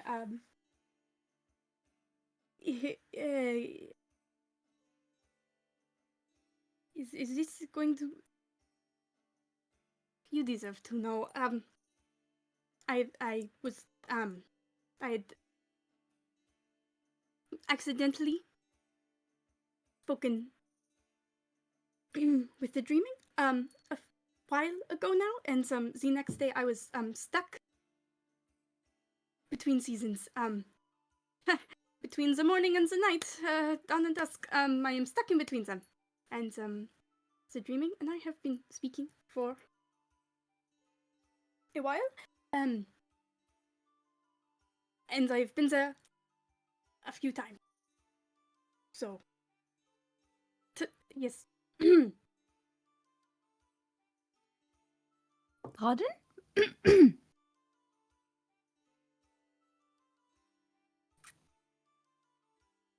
I found the picture, the portrait with the dress. There was.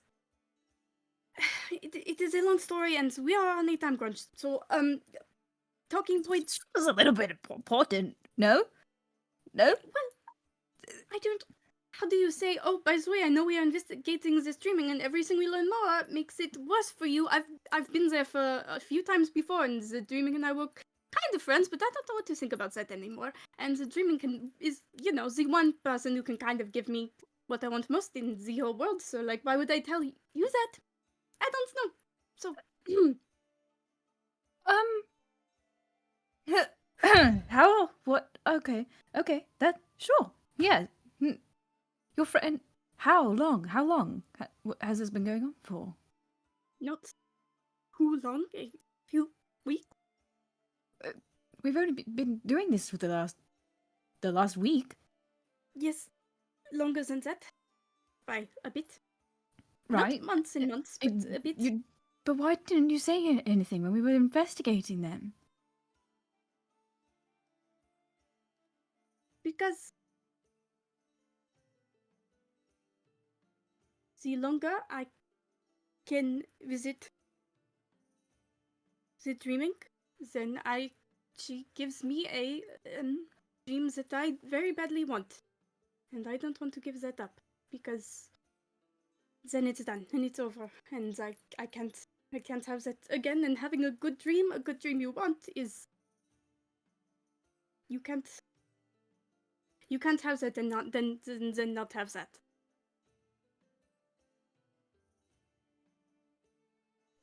Okay, please. But you're stuck. I Yes. take it you don't want to be stuck. No, and I have been trying very hard to hide the fact that I am stuck, and the seasons are not all that is changed. I'm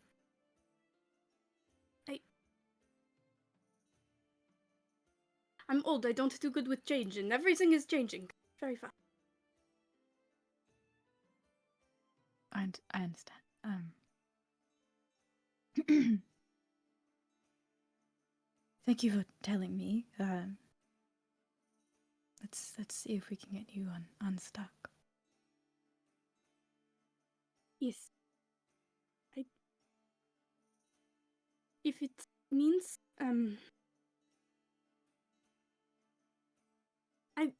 I don't want to be stuck, but if it means that I keep,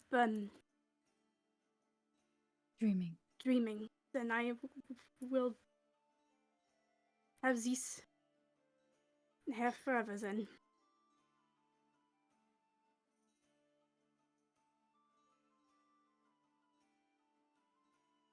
Okay. Will you both make me a perception check, please? Oh my god. The dice that gave me a nat 20 on Ambrose has not rolled above a 10, so we're Oh no. Perception 25. 25? flat 10.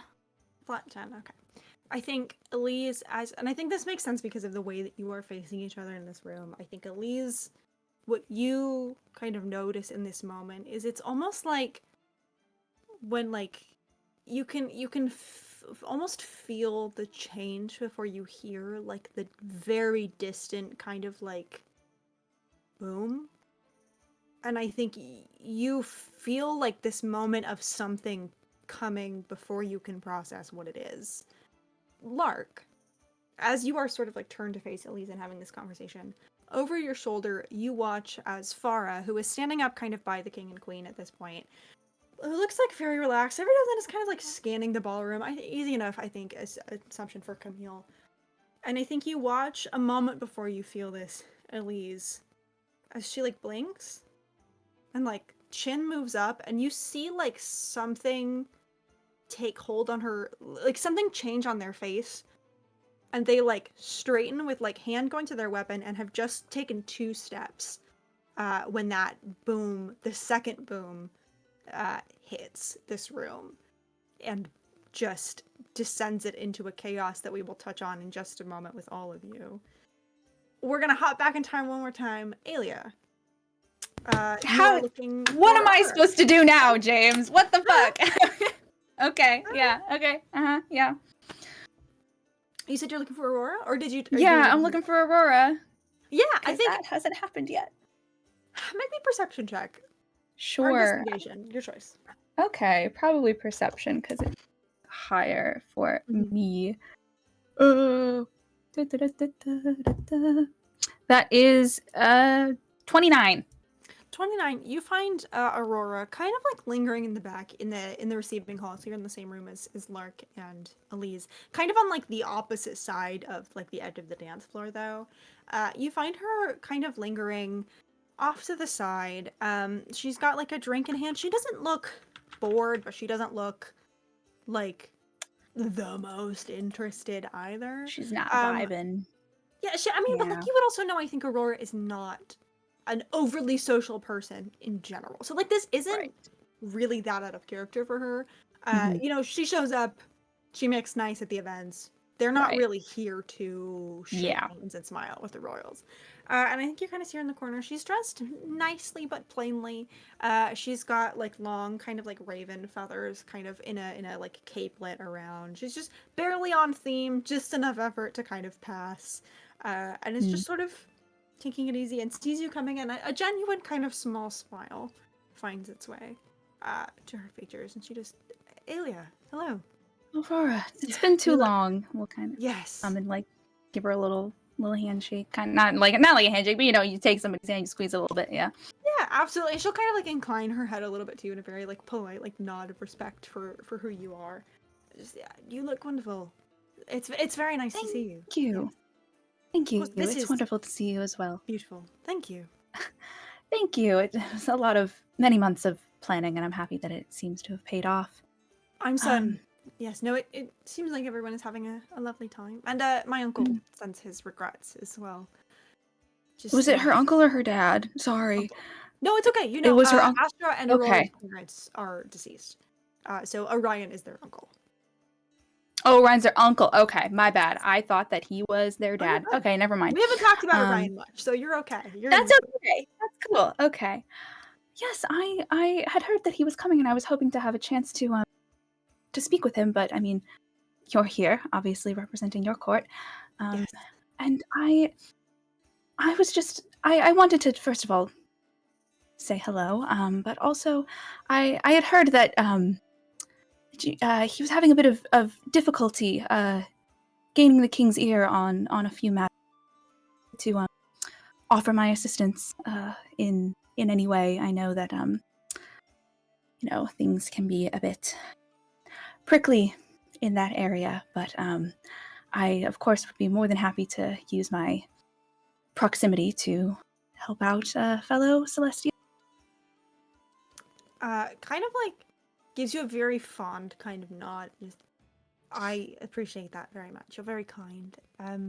I believe the matter is resolved. My uncle Oh, wanted retirement every day that he was Duke, and then upon retiring, quickly found that the life of relaxation is not one that he is accustomed to. But no, I think that I know that we've been trying to reach out to your family to have a sort of celestial courts sit down yearly occasion just to sort of check in with each other. But I don't believe that either of us are seeking the king's ear at the moment on anything in particular. So, but thank you for offering. That's very kind. can I do an insight check? Yeah, absolutely. Okay.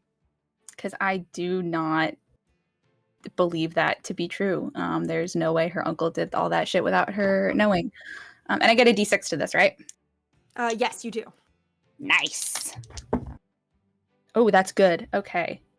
That is 19. So what is my ins? 23.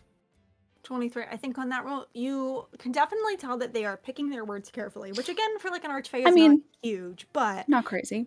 I think you can tell that like there is something that she is talking around, but I think the way that she is choosing her words, I think you get the impression that she believes the matter is resolved. Okay. At this point. And you believe that neither of them are seeking the king's ear at this point. Yeah, I think. Do you have any questions about that? No, I don't think so. I think that's pretty much about what I expected. Mm-hmm. Ooh. Do I hit the brakes or step on the gas? I'm gonna step on the gas. Okay, yeah, I think, kind of like nods, gives her a very gentle smile back.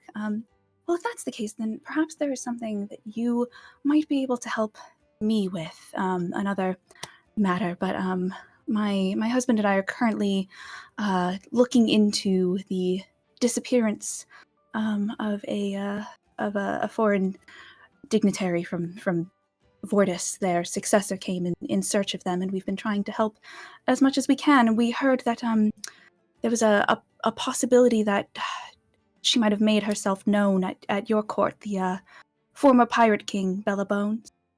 Make a persuasion check with advantage. Yeah. I want you to know I'm ready to burn all of my GM inspiration on this until I get the outcome that I want.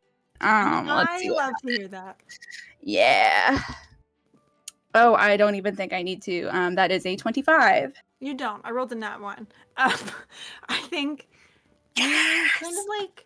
I think you see the moment that Aurora like goes to say something that will dance around it and dismiss it without lying, and then stops. And I think in this moment you see the like weariness a little bit on her face as she like stops and just like meets your eyes and just really looks at you for a second and just, yes, they did.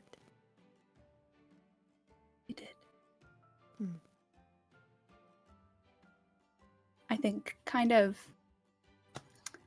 again, very gently lowering her voice and without any, very much like willing to match this honesty here, in a way that's like, I'm not trying to rub your nose in this, but like also being real right now.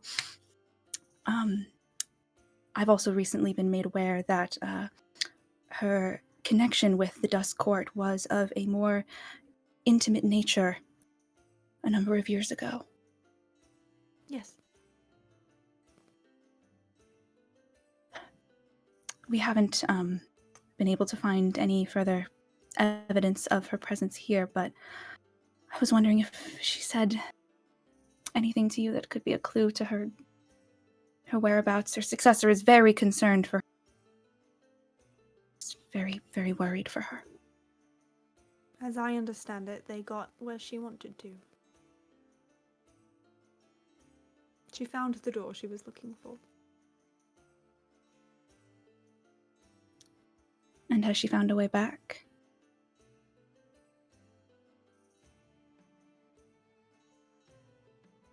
Yeah, I know what I'm about, son. Roll those dice. I don't even care. I think she just looks at you in this moment with a very impassive face, and just says, "Yes, I think she has."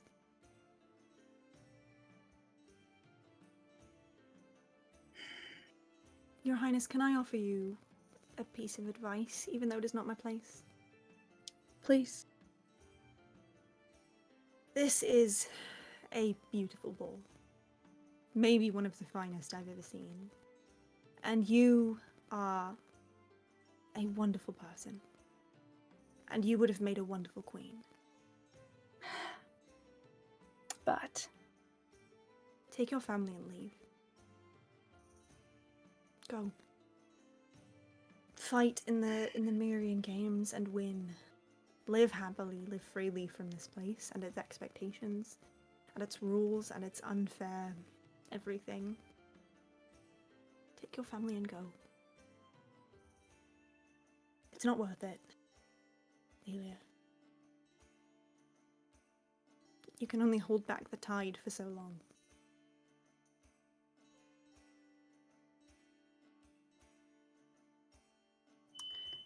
thank you. I appreciate. And someone in the ball has actually Somebody pulls the fire alarm. smoke alarm. Somebody pulled the. I swear to God, she pulled the fire alarm. Oh, that's wonderful. The timing on that was so I'm just gonna. funny. Yeah, it's great. I'm thinking. Mhm. I'm thinking about it for such a long time because everyone in this house moves at a snail's pace. It seems wonderful. Please, please, please turn it off. You know, it should really be any second now, so I don't want to be. That is okay. Good. That is perfectly fine. We're good. Hey.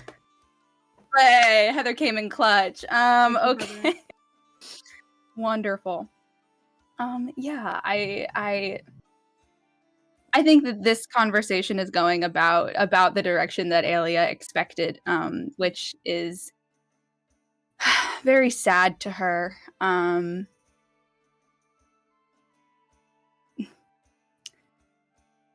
and your sister give the same advice. Know that? Well, all I've ever wanted as Duchess was to be half the ruler she was. So I will take that as a compliment, even if you might not have meant it as that. No, not just an observation. But I think that you know that I can't do that. I know that you won't, but you can.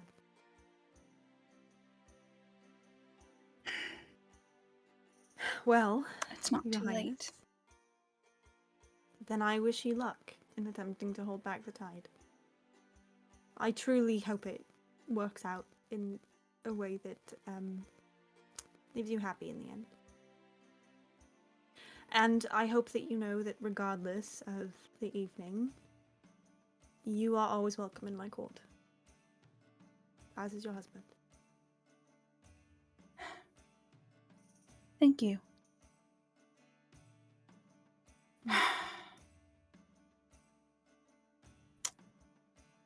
And I can't apologize on behalf of my family or on behalf of the family that I married into, but I am sorry for what they did to yours. Thank you. Even though it is not yours to give, I appreciate the gesture very much.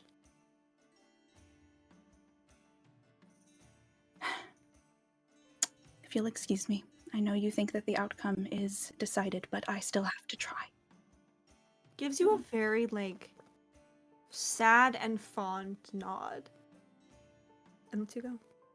And, Alia, I think that you have taken a few steps across. I'd say you're about halfway across the distance between Aurora and where Lark and Elise are. I almost called you Alia. That's not your name. Your name is Elise.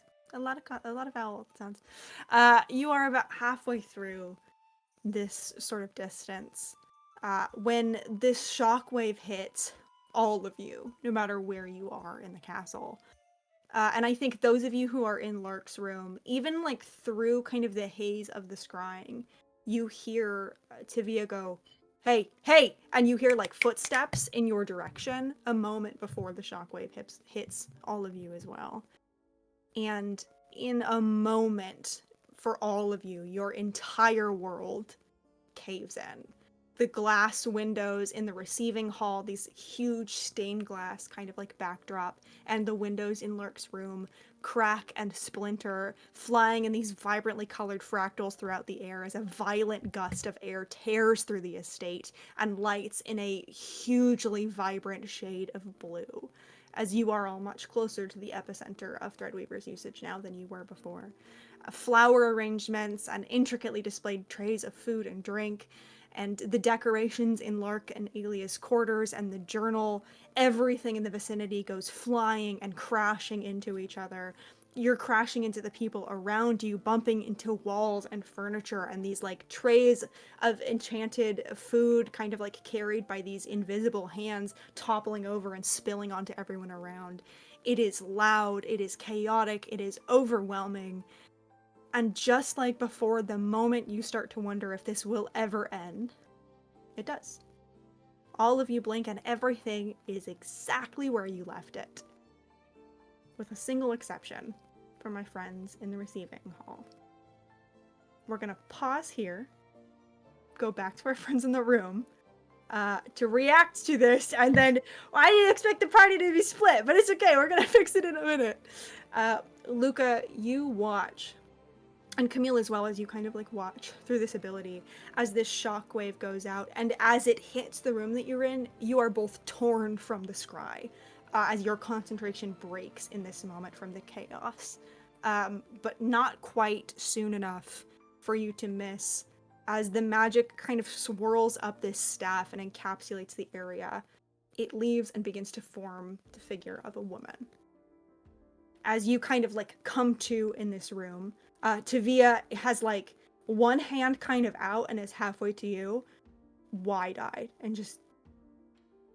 That's not good, right? That's bad? Oh my god. Yes.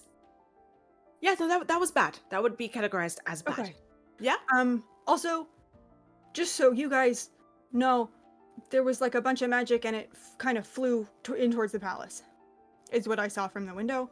There was like Wisteria and then another woman and they were magic, and then there was like a big swirl of magic and they went into the palace. They're inside? Yeah, huh? Oh, great! Wonderful. Barry? I think she's like... Barry's not with you the whole time. Barry, I think, is cool. sort of in the corner and is like chewing on one of Handsome's dog toys. And so Okay, like the background amazing. kind of all of this that you come to and is just really loud squeaking as you chews on like one of those little like squeaky toys. But you call his name and he just sits up. Okay, just making sure that you're here. Luca? Hmm. Okay, you tired? No, my head just hurts. It hurts. I'm so sorry. It's Oh, okay. I have an Are you guys aspirin. okay? Or... Huh? Are you Why guys did she okay? do this? She looked scared or nervous or something. I don't know. Wisteria, right? Yeah. Mm. She didn't look like... Typically, Wisteria looks on their game the whole time. This time it did look a bit... Okay.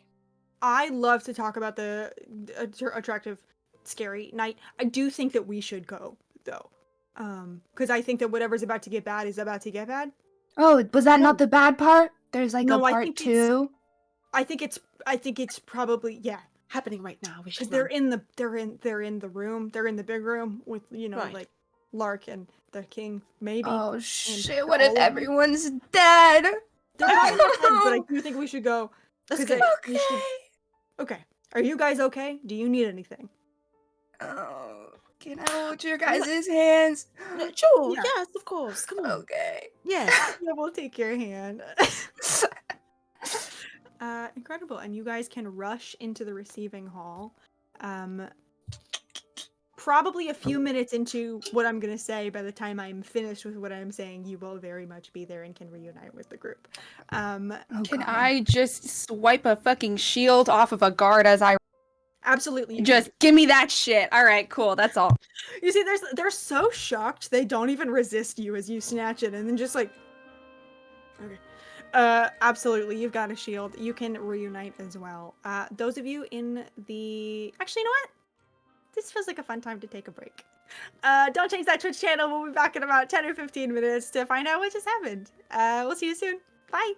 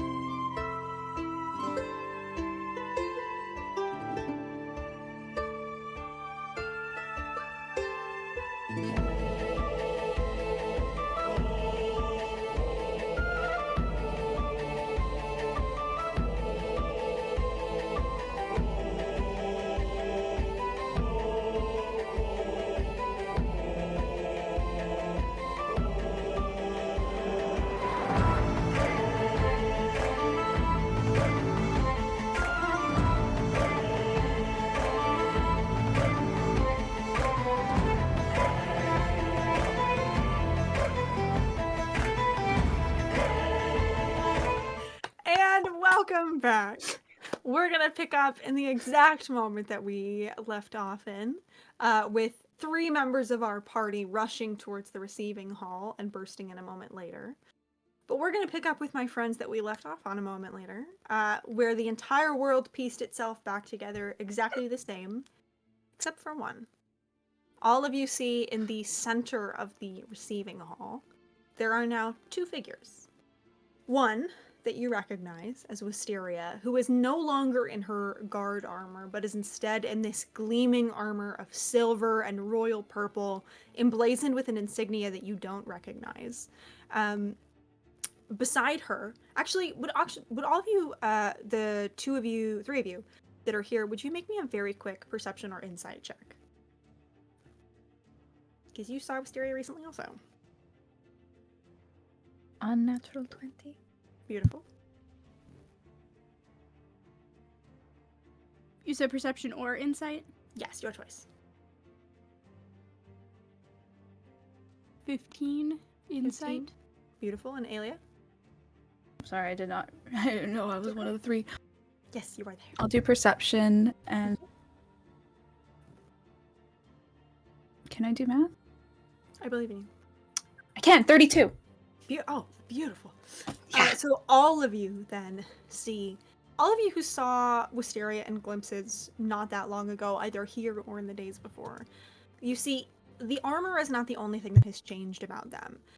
They're standing with like shoulders straight, a weapon in hand, but they look smaller somehow. They look weaker, as if standing upright takes enormous effort. And you see that like they are breathing in like steady but large lungfuls of air, as if trying to steel themselves through pain or weakness or something that you can't quite identify. And that's Wisteria? Yes. Okay.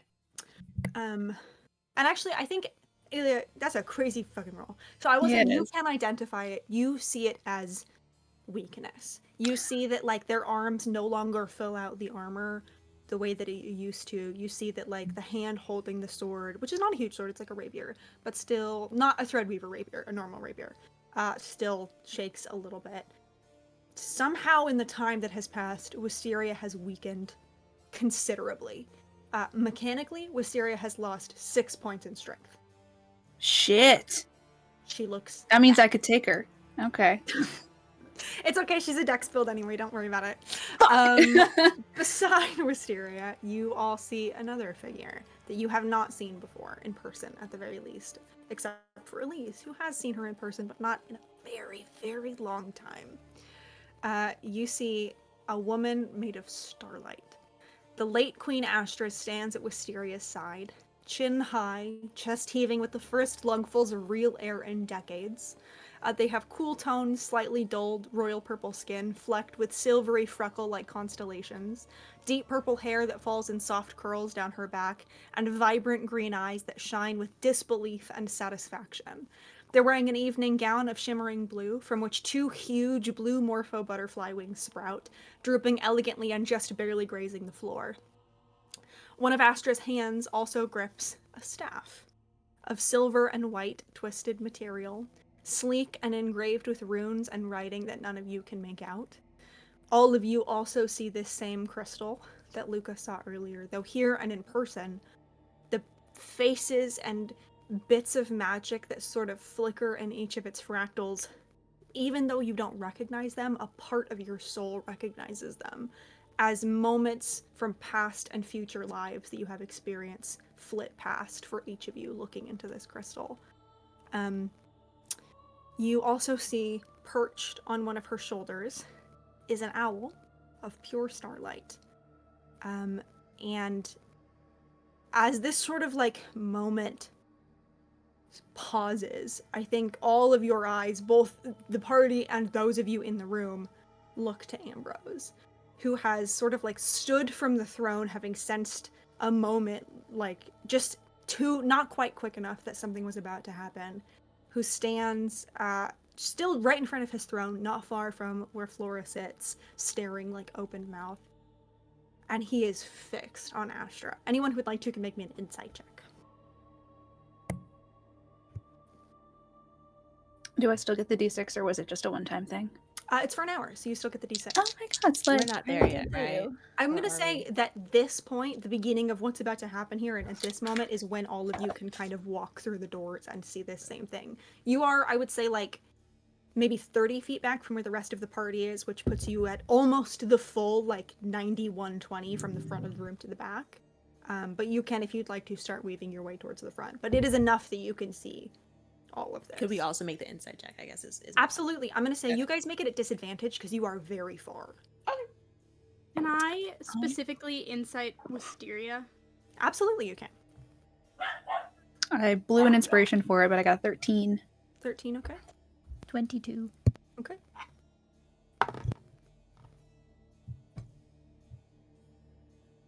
26. Okay.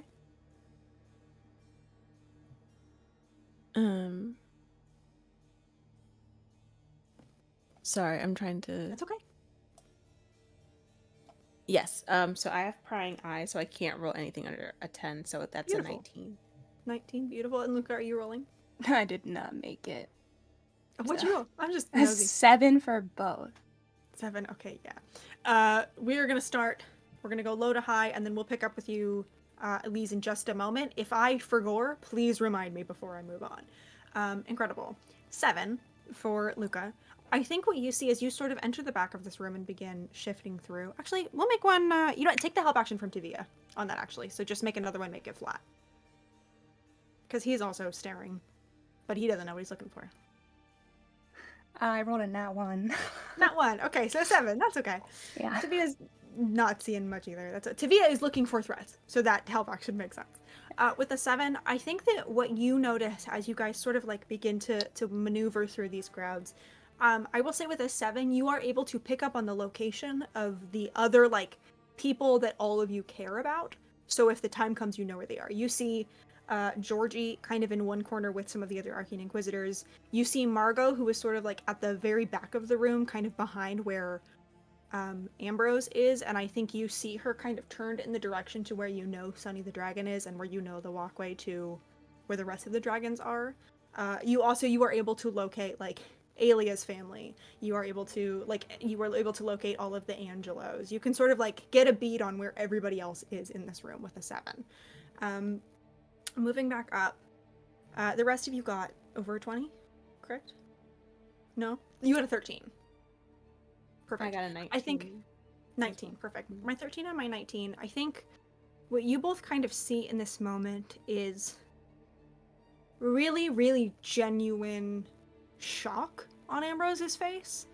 And I don't think you're able to necessarily see past this, but you get the sense that, like, whatever the situation, Ambrose had no knowledge of this and didn't even have any idea that, like, if anything was going to happen tonight, but 2, that this would happen tonight. Ambrose is floored and stunned. And I think with that as well, I think I'll give you that you are able to, both of you, locate the location of the guards that are loyal to you and the guards that are not in this room. So you, without a hesitation, have a bead on who is with you and who is not with you in this moment. And then Lark, you got over a 20. And it makes sense, because this is your dad. What you see on Ambrose's face, you register that shock. I think what you register through that shock is Ambrose 100% believed that Asher was dead and had no knowledge of where she was. Like, without a doubt, 100%, it is the shock of somebody who has mourned. And all of that has come back up. And I think you see also, there is not, despite everything that just happened, as he looks at her, his instinct is not rage or wrath or blades. His instinct, there is something quietly soft and sad there as he looks at her in this shock. I think in this moment, you know beyond a shadow of a doubt, however Asher ended up in the dreaming, it was not your father. Elise, you are insight checking Wisteria. Remind me what you rolled? Like a bajillion? 26, I think. 26? Yeah. What are you 26. looking for in Wisteria? I can tell she's physically injured. I would love to get a read on her general emotional state. I think, is she nervous, excited, like, yeah. Yeah, absolutely. I will give you that. I will also give you another piece of information because that's a great role and because you are the one who has studied Threadweaver. I think in this moment, seeing her weakness, you understand that her strength is what she has sacrificed to Threadweaver to use the Fate Changer ability. I will give you that for free because that's a great role and you've researched Threadweaver. But emotional state, I think, Wisteria is pretty young. I think you see fear in equal measure of righteousness. I think you see a willingness to fall right here on this floor in the name of her king and to take anyone, if anyone tries to take them down with her. I don't think you see bloodthirstiness.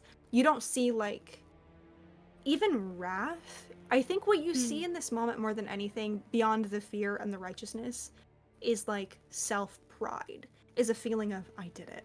And I didn't really know that I could, but I did it. And whatever happens now, it doesn't matter because I fucking did it. I think is what you register. Do you have any questions about that? Nope. Okay, does anybody have any questions about the things they rolled and the information they got? Okay. In this moment, in this, like, first few seconds as everything begins to process, is there anything anyone would like to do? I'm going to say quick, small things, but you can. Yeah, Mage armor from us. Absolutely, you can mage armor, 100%. And actually, I thought Tivia had mage armor. That's okay. No, he does. Tivia's gonna do the same thing. Can I get closer to the group up front? Absolutely. How close to the party or the like Amber's Dreamer Wisteria group, Flora group? The party. Absolutely. I'm gonna say any one of the three of you, counting myself in that, because Tivia, who would like to join the party, I'm gonna say you can do easily. Okay. Perfect. Yes. When the ripple happened, Elise, like, kind of threw herself over Lark. Can I just, while I'm there, just cast Aid? Absolutely. What does that look like when you cast Aid? I think it... first, Lark, you get an additional, 10 hit points, because I'm casting this at, 3rd level. Oh, yeah. So, you have an additional 10 HP, and I think what it looks like is, very similar to the ripple that just went through the room. I think a ripple comes from Elise's heart and just, like, travels down her arm and, like, into Lark's heart. I love that. Absolutely. Did you say the whole part, like, is Alia with our group now, or is Yes. Alia still across the room? No, Alia is with you, and like as this is happening, you can feel the party kind of weaving through and approaching you. By the time we get to the things that are about to happen, they will be with you. I'm casting magic circle around Ambrose and Flora. Yeah, tell me about that. That's Yeah, fun. 10-foot radius, 20-foot tall cylinder. I'll let you know if some other shit happens. You choose one or more of the following types of creatures. In this case, I am choosing Fae. And so creatures of that type cannot willingly enter the circle by non-magical means. Okay.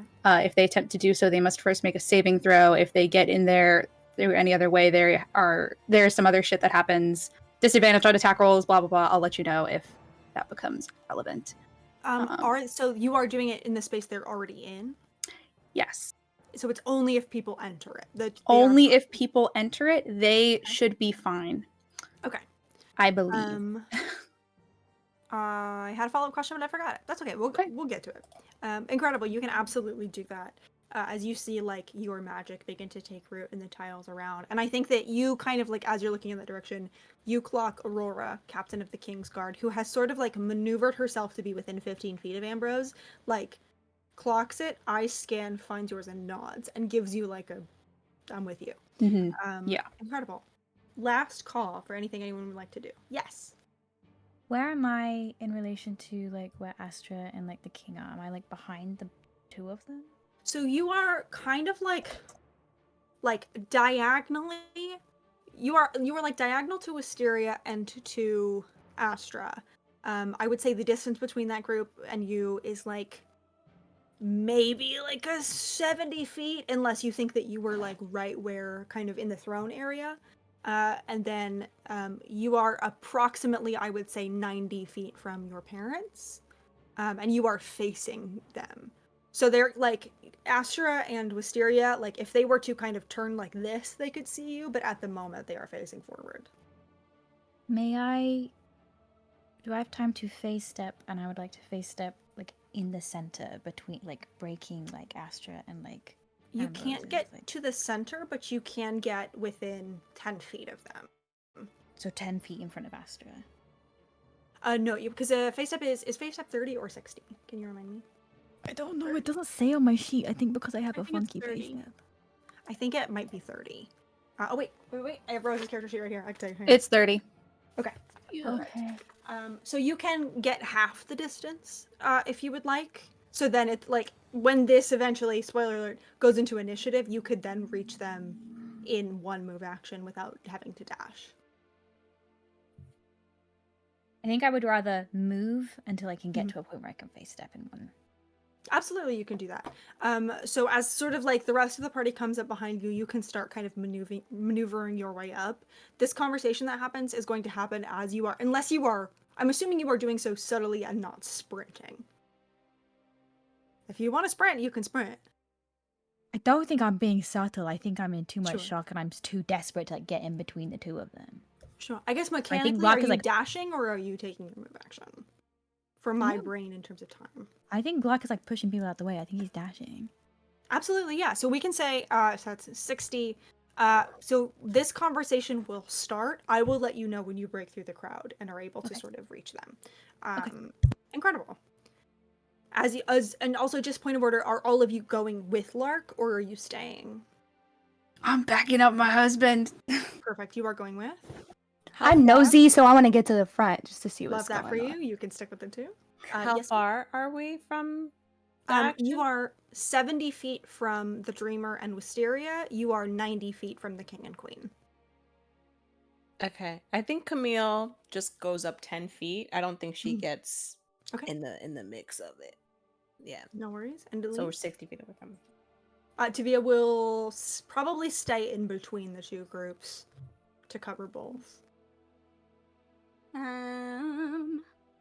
I think Elise is gonna move with Lark once we get closer. Okay, incredible, perfect. And I will say, Camille, you are able to clock that Farah is closer to you than the action and is very clearly trying to maintain that middle ground to be here should you need. Incredible. As all of you kind of begin to move and shift into the places where you would like to, you all hear as a conversation starts. As Ambrose, who is still kind of like stunned, standing up on this sort of like plinth where the thrones are, looks down at her wide-eyed and just like whispers so softly that I think most of you almost miss it, genuinely. You think anyone farther back than you probably does miss it. He just, Astra? And Astra kind of like lifts her chin a little bit, like swelling with a sick kind of pride, like a gotcha kind of pride, and just says, "Hello, husband." And Ambrose just, how is this possible? You're supposed to be locked away in your little cage. Yes, I'm aware. Well, my apologies for interrupting the festivities, your majesties, but you must understand I was always so fond of the Monarch Ball. And seeing as I'm queen, I assumed my invitation simply got lost on its way to me. And you see Flora, who is still seated, but whose like hand is kind of like outstretched, who's like leaning towards Ambrose, kind of like outstretches a hand and places it on his arm a little bit, and very much speaking to him, but eyes not leaving Astra, just says, "Ambrose, what's happening?" And Astra immediately fixates on her and just, yes, Flora, was it? We never had the pleasure of meeting, but trust me when I say that what's about to happen has nothing to do with you and everything to do with him. And Ambrose kind of like puts a hand on Flora's and squeezes it, and then very gently removes it and lets it go so that he can take another 2 steps closer to Astra. And he says, "What does that mean? What's about to happen?" And she sort of like laughs in this sort of like discordant way that like bounces off of the high ceilings and wide walls in here. And she just, "Surely you don't think I've come all this way and gone to all this trouble, and it has been a lot of trouble, mind you, just for some tea cakes and a glass of champagne?" And Ambrose kind of blinks at her with a sincerity that I think is very foreign to most of you, if not all of you. And just, "Astra, whatever has happened to you, I will help you get your justice. Just come with me." And she interrupts him, kind of right, Lark, as you begin to break through this crowd, and laughs again and just says, "Yes, because that worked out so well the first time with your little pet Canterbury." "No, my king, it is far too late for half measures and pretty words. I don't need your justice. I brought my own." And all of you, Lark, as you break through this crowd and step into this kind of now like 60, not 60, like 50, yeah, like 60, 65 foot space in between them, all of you watch as the owl on her shoulder takes flight in that sort of like last few words and begins to sort of like circle lazily above all of your heads. And you watch as like the guards that are loyal to you, with the exception of the King and Queen's Guard, who are razor focused, watch it with sort of like a nervousness as their hands like tighten on their shields and their swords, which are not drawn but are ready to be drawn. And all of you watch as members of this room begin to look up kind of one by one as the shadow that is cast in here by the owl and this flickering candlelight, the shadow grows and grows and grows, its wings stretching until its beats send gale force winds throughout the entire room. Camille, beside you, Barry begins to wiggle, bright eyes watching with excitement up towards it, almost like it's excited to, like, see a friend or to see someone that it knew once. And when this bird finally lands behind Wisteria and Astra, the entire room behind, the crowd has to sort of shift and stumble and make room to accommodate what is now no longer an owl, but a towering ancient dragon. Each scale resembling panes of stained glass and cut crystal and twisting horns that nearly reach the chandelier. But the horrified half moment of silence as everyone in attendance begins to understand just how bad things are about to get is cut short as the dragon, a fragment of an ancient dream, extends its neck and lets out a mighty, wrathful roar. And in these last moments before we go into initiative, I will give everyone a chance to do one thing, if they would like to. And then I'm going to ask you to roll initiative.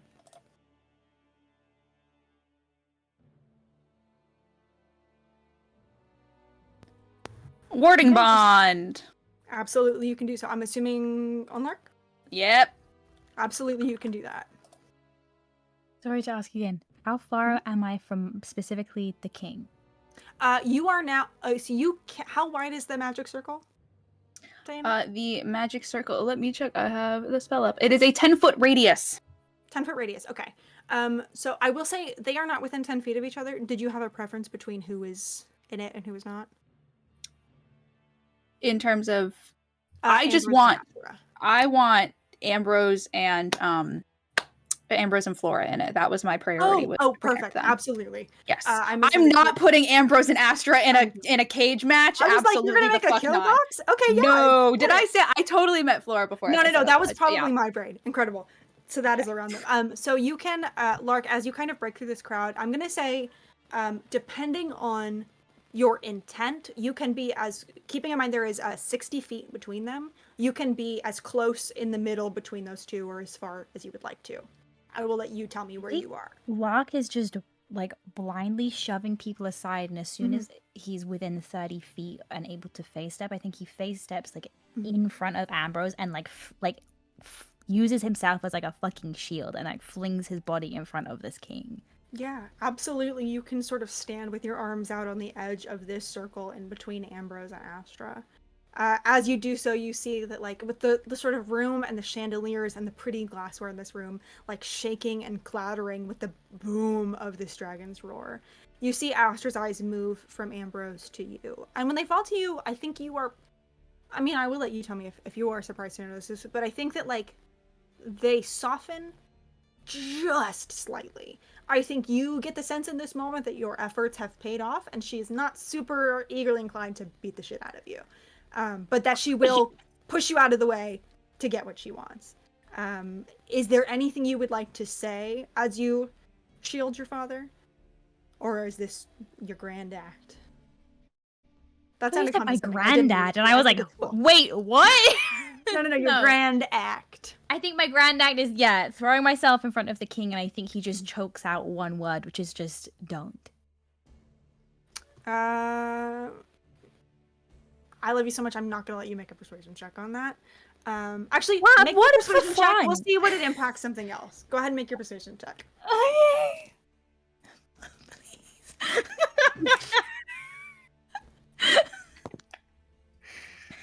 Oh god, that was so close to me. Can I try to give a help action by Alia has been also like kind of starting to push her way to the crowd and to trying to like get to Lark, and I think that whereas Lark is very like clearly like showing like that panicked, desperate emotion of oh my god, fuck, don't kill my dad. Alia is very much has like her shield up, and there's a little bit of like I don't want to do this, but I will kind of energy. I'm gonna say no. I think that's valid. Question, actually, point of order before I rule that as a no. Yeah. Are you also face stepping to be in the middle, or are you just walking? Ooh. I think she's walking. then I'm gonna say no, because you are kind of on the out. You are like, I would Alright. say about maybe 20 feet from Okay. Lark, as you are kind of bursting out of the outskirts of this crowd currently. Fair and valid. I rolled a 14 on the dice. That's a 22 total. 22? Okay, perfect. I think that softness, which isn't quite softness, the hesitation when it comes to you. It's just a lack of hatred, maybe. I don't even think it's, I'm gonna be real, it's not a complete lack of hatred. It's not like, it's not hatred. I think what it is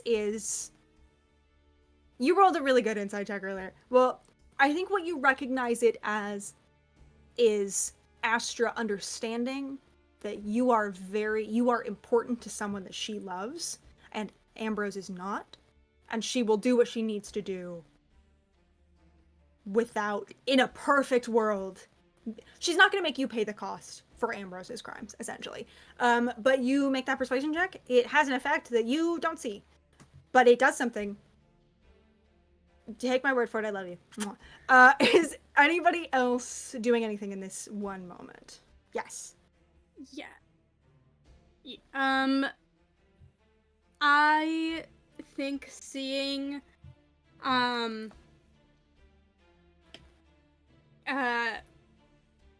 Lark run up, see Aelia run up. Elise is very much like, oh my god, my kids are in danger. And I would love to just I'm trying to understand the wording. I think perhaps unintentionally, Elise is going to use her feet aura of nodding violets. Oh, tell me about that. Slay. So it's with me and one ally within 10 feet of me remain fully aware during dreams and other environments in which you may otherwise find yourself lost in illusory surroundings. Can I activate that and then, like, when I am then in 10 feet of Lark, cast that on Lark? Or is that something where, like, I have to be... Okay. I'm gonna say 100% yes. I think that's cool. Okay. Elise is just gonna very much, like... everything is going wrong, is very torn between sides, and is just gonna kind of, like, throw up this, like, purpley blue swirling aura around. Just vomit. And as soon as she's within 10 feet of Lark will be able to, like, see through any dreams or stuff should that start. Incredible. Both of you, if you can, keep that in your brains for when it comes up in a little while, because I might forget about it, but I'm going to try really hard not to. Incredible. Luca and Camille, is there anything that you would like to do in these last moments? That sounds very honest. Last moments before we go into combat. Not your last moments. Yeah, I think I'll have Camille be, instead of the 60 feet away, I'll have her be 45. Okay, absolutely. And never mind, that's a concentration spell, so I'm not going to do that. Okay. Yeah, so I'll just have her move up an extra 15. Absolutely, you can do that. Luca? Yeah, I'm just trying to move forward through the crowd. I want to be at the front. Absolutely. Do you want to be like where Ambrose and Flora are? Like at the front of the room? Not too close to them, but like closer than the average guy in the crowd. In a perfect world, how close would you like to be from them? I'd like to be within 20 feet of them. I would say you can, yeah, I'm going to say, because Lark got to there, I'm going to say you can get within 30 before combat hits, and then you can use the rest of your movement to get there if you would like to. Okay, 30 is perfect with me. Beautiful. All right. If I could trouble everyone to please roll initiative. As I change the music, don't mind me.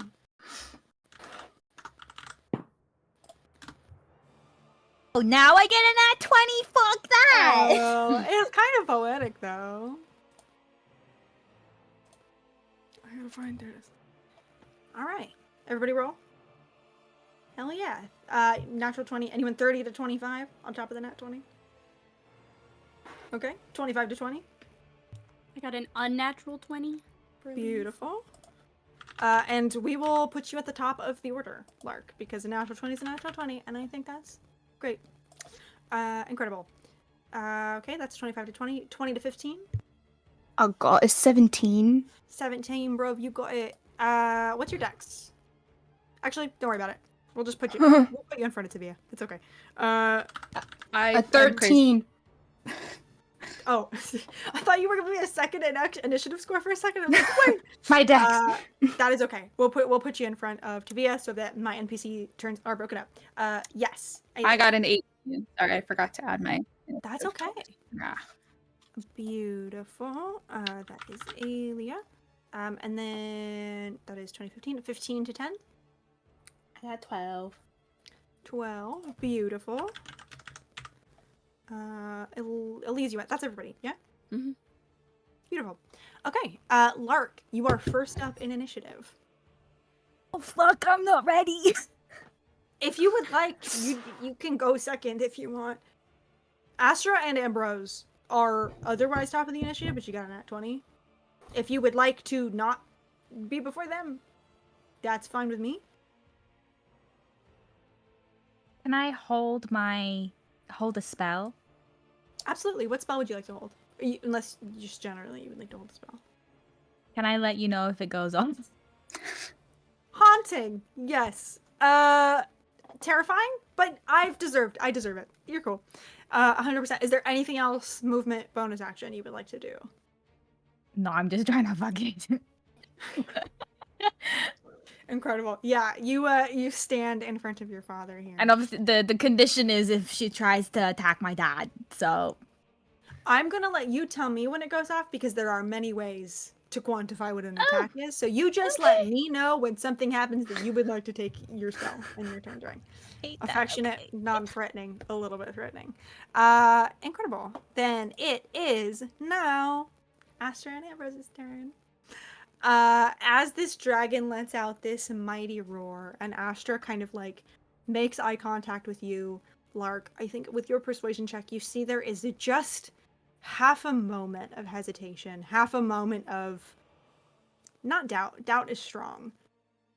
And then I think you see something that you don't recognize overtake her features. Not in emotion, but it's like something, a switch flips that you can't really locate, and her face hardens again.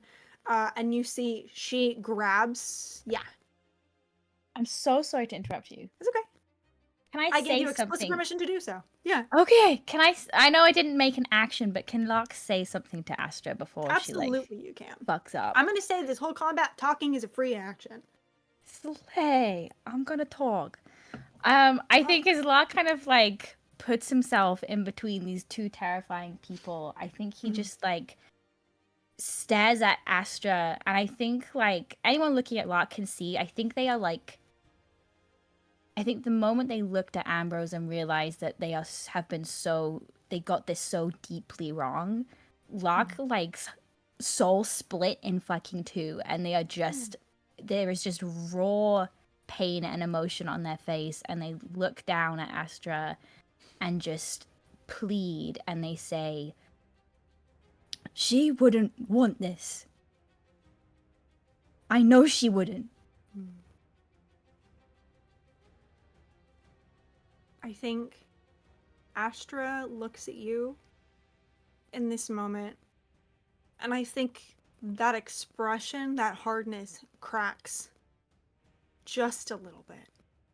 Just a smidge at the mention of the person that she's really kind of doing all of this for in the first place. And I think just looks at you, and I think that she replies in a way that is in a tone that is not as hard as she was speaking to Ambrose with. Sometimes we have to do things that the people we love don't like because it's the right thing to do. And on her turn, unless your spell. Okay. Puts both hands on Threadweaver and lifts it as the start of her action, and every single spell go off! Let me describe this and then yes. Yeah. Every single one of you feels time shift around you. Like things slow, some things in your peripheral speed up, the edges of your reality begin to unravel in preparation to reform themselves anew in whatever image she crafts. You see her eyes shut in concentration, and her lips begin moving very rapidly and silently to form whispers that don't reach any of your ears. Lark, you have observant, am I right about that? I remember some things. I think you cannot recognize what she is saying, but only because of the studying that you have done in your free time do you recognize this as Castellan, that she is speaking. Very softly.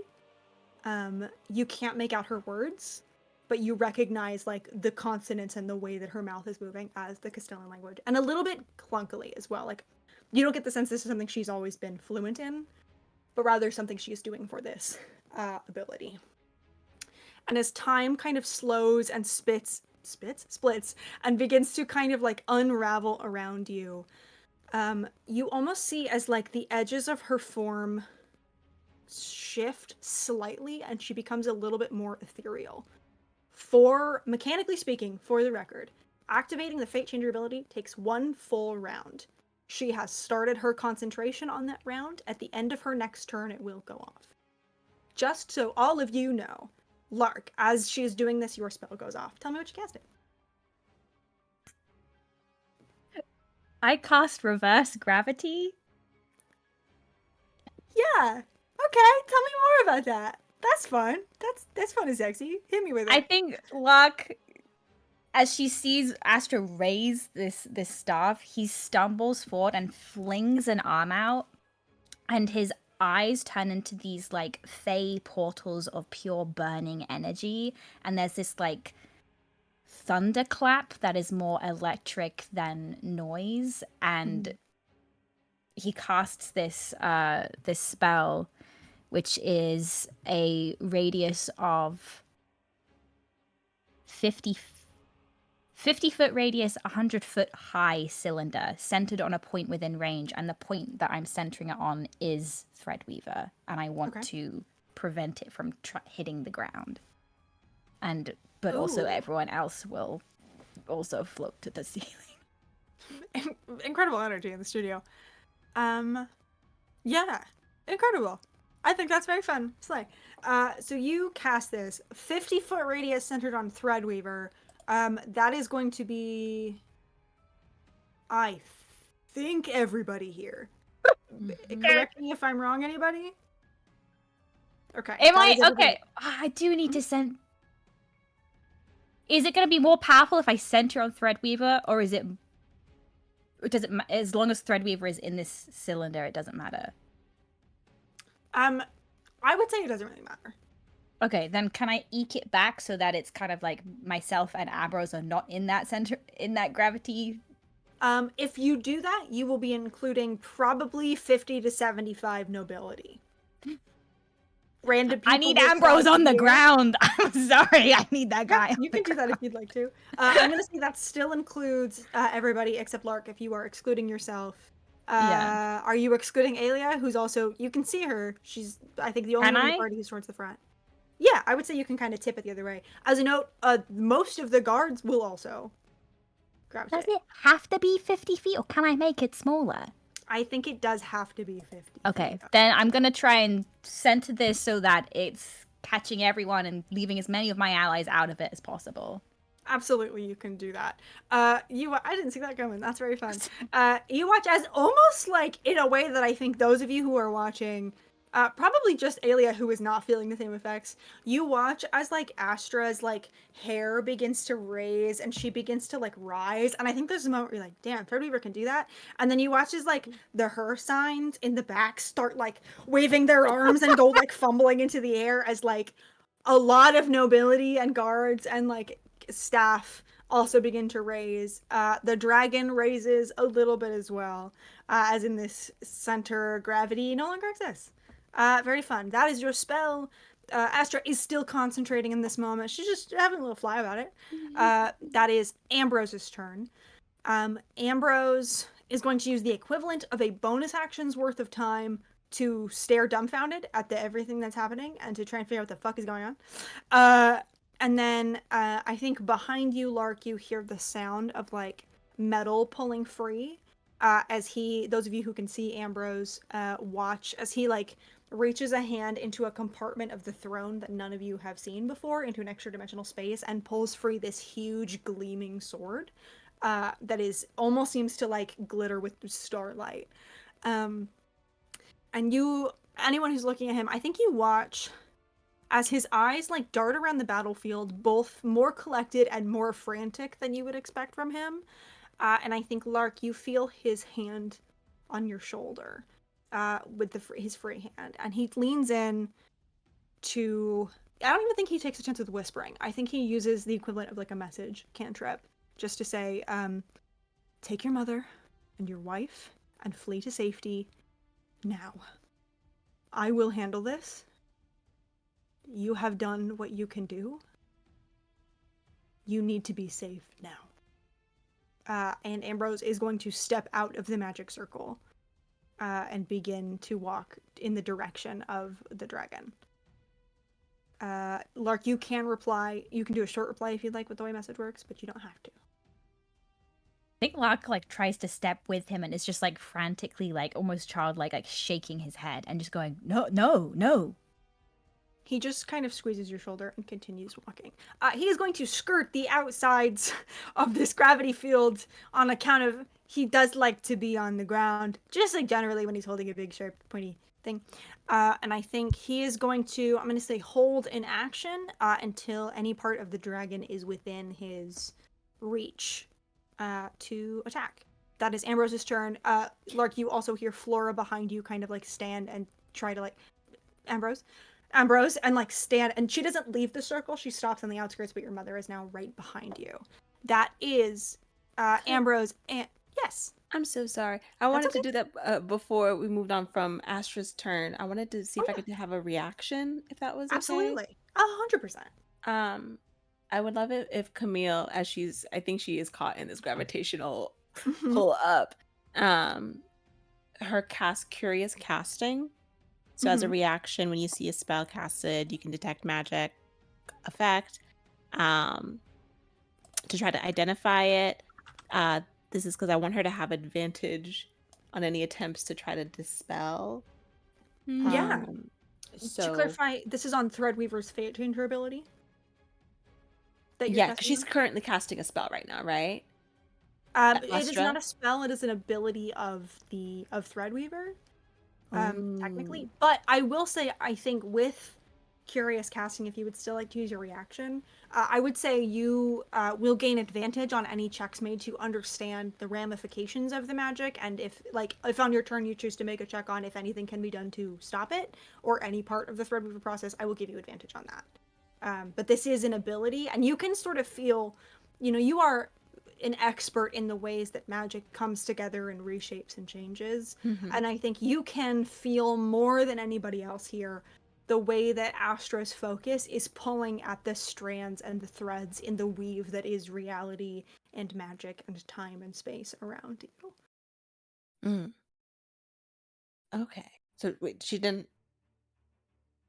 Do I still have to roll for it, or was that what she could feel? I'm gonna say without a roll. You can have that because this isn't technically a spell, so it's sort of like a half. Okay. But I think you are sort of familiar enough with Threadweaver and everything that's happening because of the research that's happened that I will give that to you without a roll. Okay. So you will have that advantage. Absolutely. Incredible. So that is Ambrose and Astra's turn. It is now Elisa's turn with the dragon on deck. Okay, I think Elise is going to, try and lock eyes with Wisteria. And just say, what is going to change? Are you using like a message cantrip, or are you like shouting this? I'm shouting it. I don't have a message, so I'm just asking. I'm gonna say, let me make it. Jesus. I think that you see in this moment that she is so caught up in what's happening, the fact that they're now floating, the fact that their queen is now floating, and overcoming their own, like, the discomfort and the struggle they have physically right now. I think You are not sure if they hear you. If they do, she does not respond or in any way. We will say that's a free action. Talking is a free action, so don't worry about anything action economy wise. But yes. Okay. How far away is she? How me? high do people? Let me read reverse gravity really quick. How high do people? Does it say or is it flavor? It's until they hit the ceiling. So how Slight. high the ceiling? So we're gonna say based on rounds and stuff. I'm gonna say because this was just cast, everyone is about. I'm gonna say like 15 feet up. I'm gonna say the dragon is 10 because it is big, and you are. I'm gonna say I'm completely blanking on how far you said you wanted to be from them, but I'm gonna say if you would like to be within 50 feet, you can. Cool. Okay, that changes. Let me read this really quick.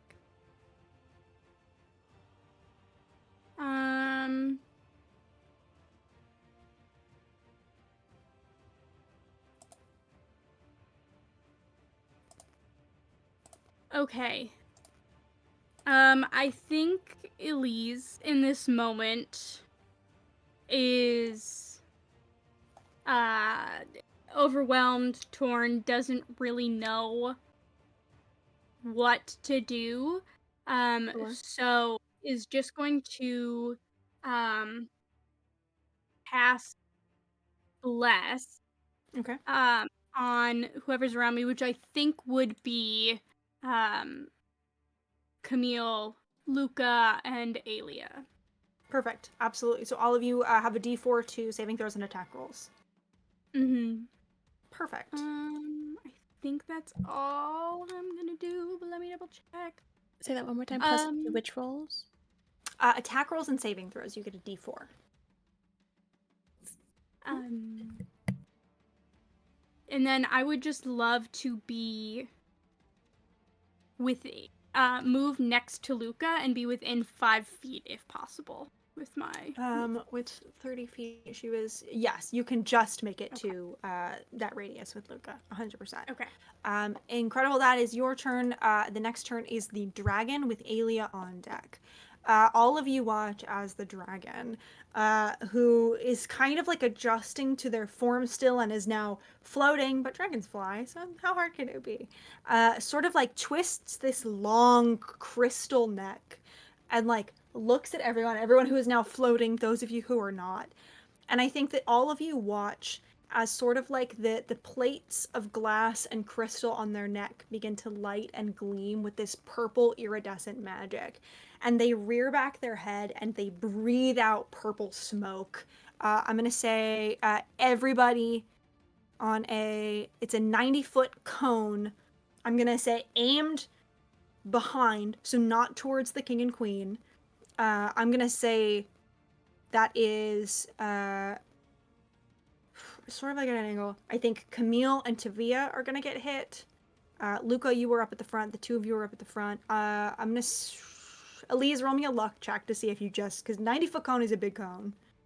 As you were sort of moving towards Luca. That's a 2. 2? Yeah, you just catch the end of this. If you guys could make me a Constitution saving throw, please. Remember to add your bless before. I'm gonna use one of my billion inspirations. Hell yeah. It's a good time to do it. Damn.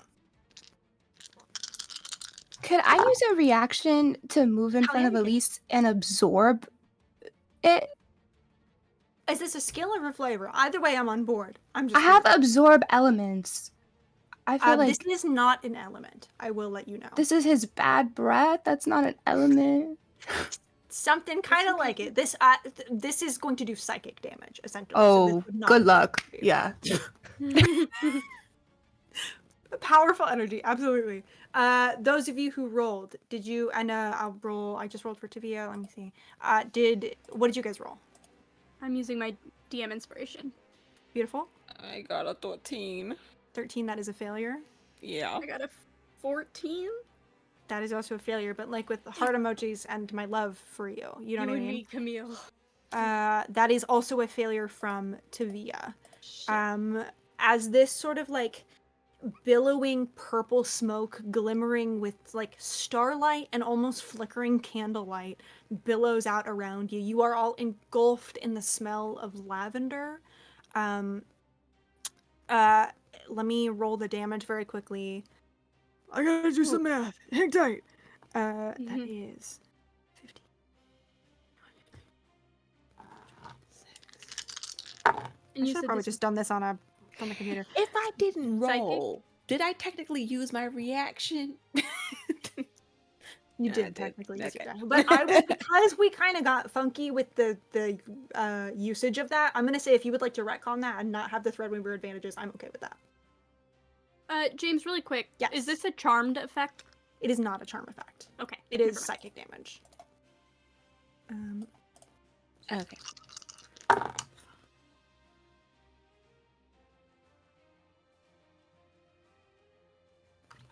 One more. No, wait. No. Cool. Incredible. That is 42 points of psychic damage because you both failed. That is its one use. All of you watch as this engulfs the nobility around you. There is a moment, I think, when you begin to fear that, like, this will, like, I think that moment where you see, like, it overwhelms them, you watch as instead of, like, bleeding or being hurt or falling unconscious, you watch as their eyes slip shut and with a smile they slip off to sleep. About a third of the nobility in this room is now fast asleep. Let me make it for the two guards very quickly who are here. Where's my d20s? That is a pass. And that is a fail. So all of you see Virion, like, kind of sways. He is not put under, but he does take this full damage. Azalea shrugs it off. Farah is outside of the radius. Incredible. That is the dragon's turn as it uses its breath weapon for its whole turn.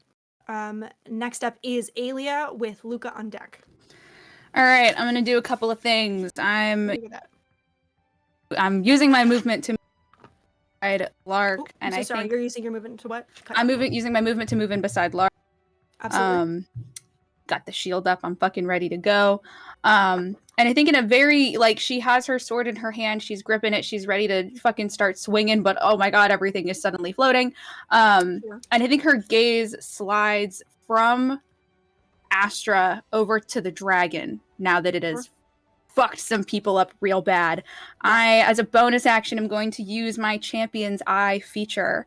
So I'm going to use my bonus action to study it, checking for hidden threats, basically trying to, like, get the vibe on it, which will grant me either advantage on my next attack against it or grant them disadvantage on their next saving throw. I'm going to choose the disadvantage, and then I'm casting Banishment on the dragon. Fuck yeah. Oh, that slays. Mhm. 100%. Oh, what does that save? So Banishment is a charisma save. It needs to make a DC 15 charisma save at disadvantage. Otherwise, it will be fucking not here, somewhere. I don't know its plane of Incredible. origin, but... So you see as you... What does this banishment look like for me? Yeah. Oh, fuck. I think... the fact that you asked me feel really good. I think that it just... There's this, like, glowing, golden, rippling energy that sort of emanates out from her shield and just goes and reflects all of the light in the room directly into this thing's face, kind of like momentarily like blinding it. Absolutely. You shine this light in its face and you watch as this is a creature made of crystal and cut glass. Mm-hmm. You watch as the light, like, reverberates from the inside and sends these rainbow fractals of broken glass just across the room. You watch as its form, like, flickers and becomes more ethereal, and it breathes a puff of smoke and hardens itself and stays. It's going to use a legendary resistance, but it rolled a natural one. So what I'm going to do is say on its next turn, it can only take one of its 3 attacks, and I'm going to say it cannot use a legendary resistance or a legendary action for the rest of the round. Because a nat 1 is a nat 1, and that was cool as shit as it struggles to maintain a foothold in the material plane. A win is a win. A win is a win. And hey, You can legendary take it. resistances don't come back. So actually, you know what? Exactly. Because that was a natural one, I'm gonna say that takes 2 of its 3 legendary resistances, as it has to fight to stay on the plane. Oh, James, you spoil me. Okay, Yeah. so that is That was my. sick as fuck. Thank you. I Yeah. was looking through my abilities and I was like, oh wait, I could do that. No, that was Okay. good. So that's my action. That's my bonus action. That is my movement. And then as a free action, I am just going to turn and very quickly make eye contact with Margot and shout across the room, "Call Sunny!" And that's it. Absolutely. That is your turn. And you are now with Lark, right? Yes, I would like to A be within reminder- 5 feet of him, if at all possible, for future Absolutely reaction. possible. Absolutely possible, Lark. As a reminder, just in case I forget, you are going to benefit from the Paladin aura if you make any more saves. I'll remind you of that shit. There's the warding bonds. I got you. I'll let you know. Hell yeah. Excellent turn it is now. Luca's turn with Tavia on deck. Okay. Yeah? Okay. Where am I? Am I still in the air?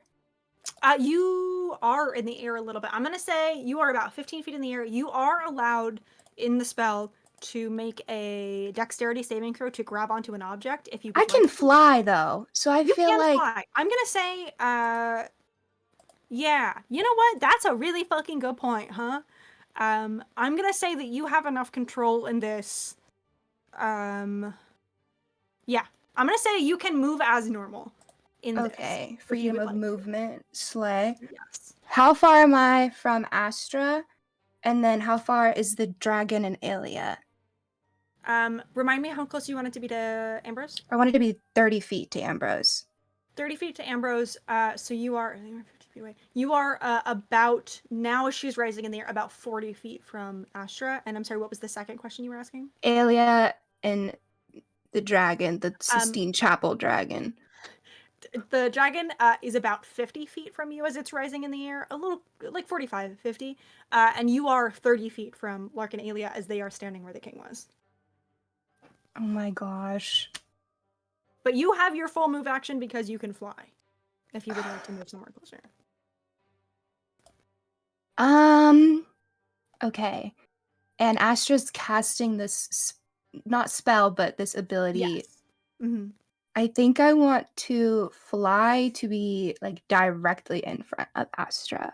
You can absolutely do that. Make me a perception check. Free. Oh, slay. Or an arcana check. Your preference. No, I got a 19 plus 1, so I got a dirty 20. 19, right up close with Astra, you notice a couple things.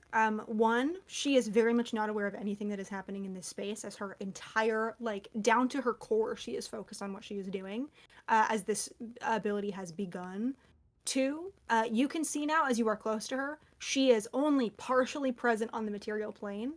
You get the sense that at this moment she is likely invulnerable to damage. As Threadweaver has pulled her halfway between realities. Okay.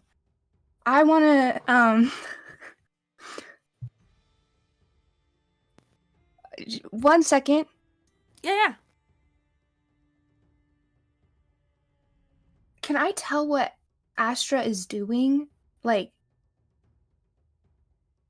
because Luca doesn't know exactly what's going on, I'm assuming.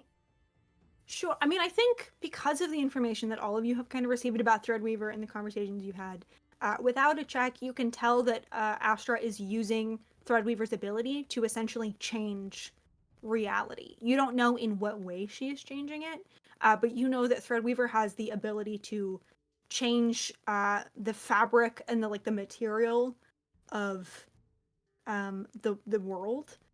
You can change the past, can change the present, can alter things about the present. You are not sure which it is at this point, though, as she is the describing what changes comes when the ability finishes. She is activated at this point. I'm gonna ask you something weird, and if it's not okay, just let me know. Hit me with Could it. Luca grab this item and scry while she's doing this to try and to see the changes? Connect with her? Yeah. Oh, to connect with her, to speak with her? That Or is see the changes. so cool, is the thing about that. You know what? Fuck it. Yeah. Really? Well, Okay. the thing is, you can't grab Threadweaver as it has also become intangible in this moment. But if you would like to scry in this moment on her and make that connection, I'm going to say you can. I'm going to say, though, that instead of her making the save, I'm going to have you make the save against your own DC Okay. to push past it. What do I roll? And I will give you, sort of in Wisdom. the reverse way that scrying works, I will give you a plus 10 to this. So you Okay. just need a 5 or more. Okay. And I roll a wisdom? Yeah, so wisdom saving throw. Okay. That is another 19 plus 5 is 19? 24. Beautiful, that passes. As you in this moment reach out with your magic and try to like connect yourself with what is happening and with Astra's consciousness, I think you are overcome with this like peace feels like an odd word, but you are like overcome in this moment with this understanding that like no matter what, everything will work out the way that it's intended to, as you are essentially merging your consciousness with a piece of Venedra's essence, as this is a piece of Venedra's divinity, essentially. And I think in this moment, like in the way that you are catching flashes of past and future lives in the crystal, I think you are sort of overcome with that same first like blur. Like you see pieces of yourself in times past, pieces of yourself in future, faces that you don't know but you know that you'll love. It is just a chaotic, overwhelming wash of everything you've been and could be in this life and all lives. And in the center of it, there's like a pinhole of light. But as you follow that, you follow to where Astra is. And so, clarification. Are you attempting to see the changes she is going for, or are you trying to connect to her? Those will take you 2 different places. Oh, shit. Yeah.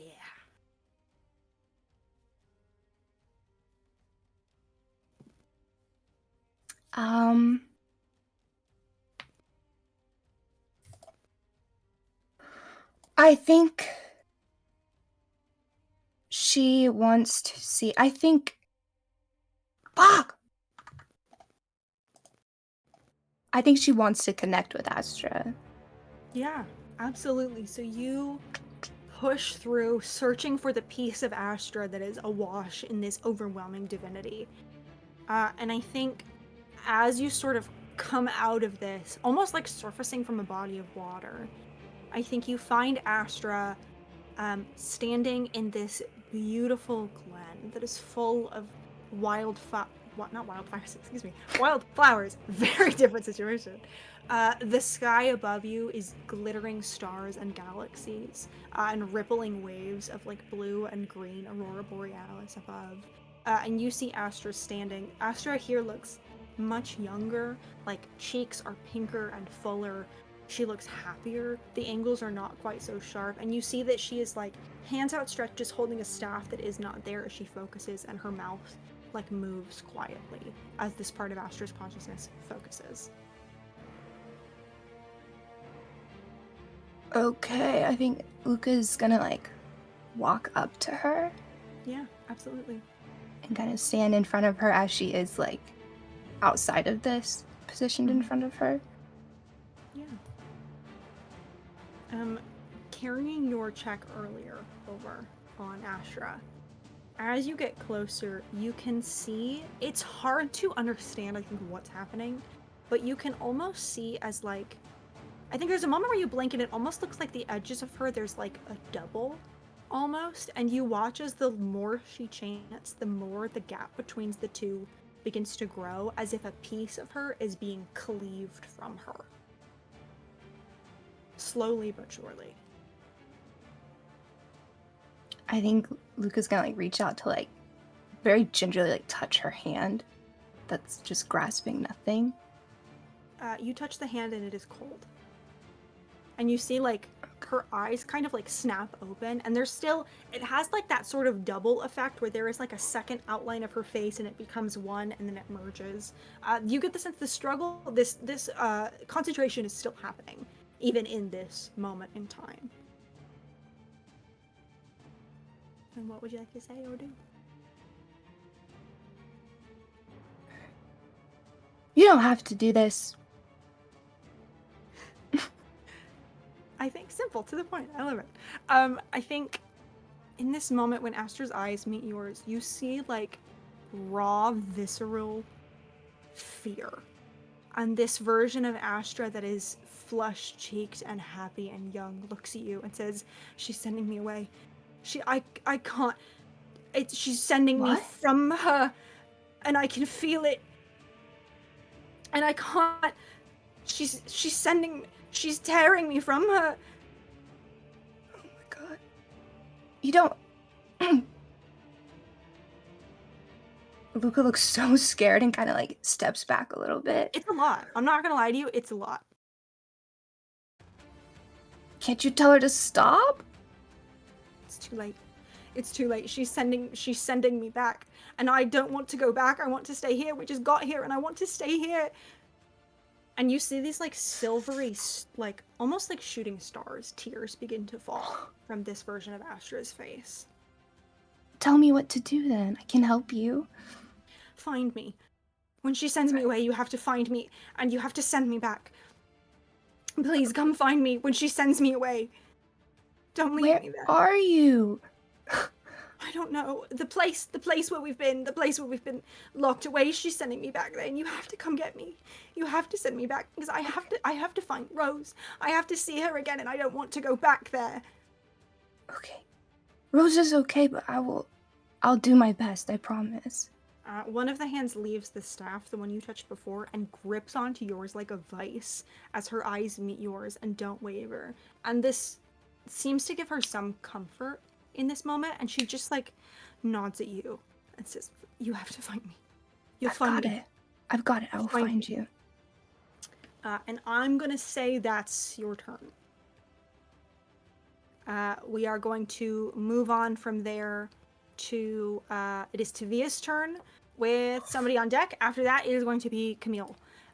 Tavia Tides, Pirate King, who stealths so good. I think all of you lose track of Tavia in the chaos, whether or not you were looking for him. And in a moment, you all kind of like turn at movement as you see Tavia like runs, jumps on a table, and springs into the gravitational sphere with daggers out, and is going to land them in the dragon's hide and attempt to like drag them down. There isn't gravity here, but he's trying to rock with it. He gets a fuck ton of sneak attack damage. Let me just roll those 2 attacks just for fun to see how good he does. Pretty damn good. Okay, yeah, he does. You see the dragon like howls and its tail lashes and sends like some of the sleeping nobility kind of like very peacefully swirling out into the furthest reaches of the gravitational sphere as Tavia really fucking hurts this dragon quite a bit. That is Tavia's turn. It is now someone who you have actually not really talked to much, Maristella, the ambassador from the Selkie Court's turn. And then it is Camille on deck. Maristella, who is on the kind of like outside of this crowd with this like coral armor, runs to you, Aelia, and Lark, where you are stationed, and kind of gives you a very like firm nod and says, "You tell me where you need me, and I will be there for you." Fuck! Jess, what do we tell her? My earring! Not my earring, my earphone. I just say, stop her. You see, Maristella's eyes look to Astra and then look back to you and say, I have no skill in magic, but I have skill with a blade. Will you allow me to protect you both? Yes. I think, looks at Astra, I think you see on her face, breaking her concentration is very realistically not within her abilities. She's a hitter, she's a stabber, she's a slicer. No, Start with the dragon. Okay, then I think Locke probably wouldn't say that. I think if Locke knows this about her, he would just be like, get that dragon down. Gives you a firm nod and just says, should you decide to leave, I will cover your exit. and will run up to the dragon and will take. Actually, she's also going to, before she leaves, she's going to reach out very gently, place a hand on your shoulder, Lark, and cast Shield of Faith. You are awash suddenly in the smell of sea breeze. You can add, I believe it's a +2 to your AC. I have so many buffs. Holy shit. The paladins You're the are future going king, to man. single-handedly Paladins are just like, keep you alive. Exact. Ow. I Stacking fucking it, Shield of maybe. Faith, and I got a Well, Bible now you have to verse. try and hit me, because now Shield of it's Faith gonna is a be- +2, I think, yeah. You got a Bible?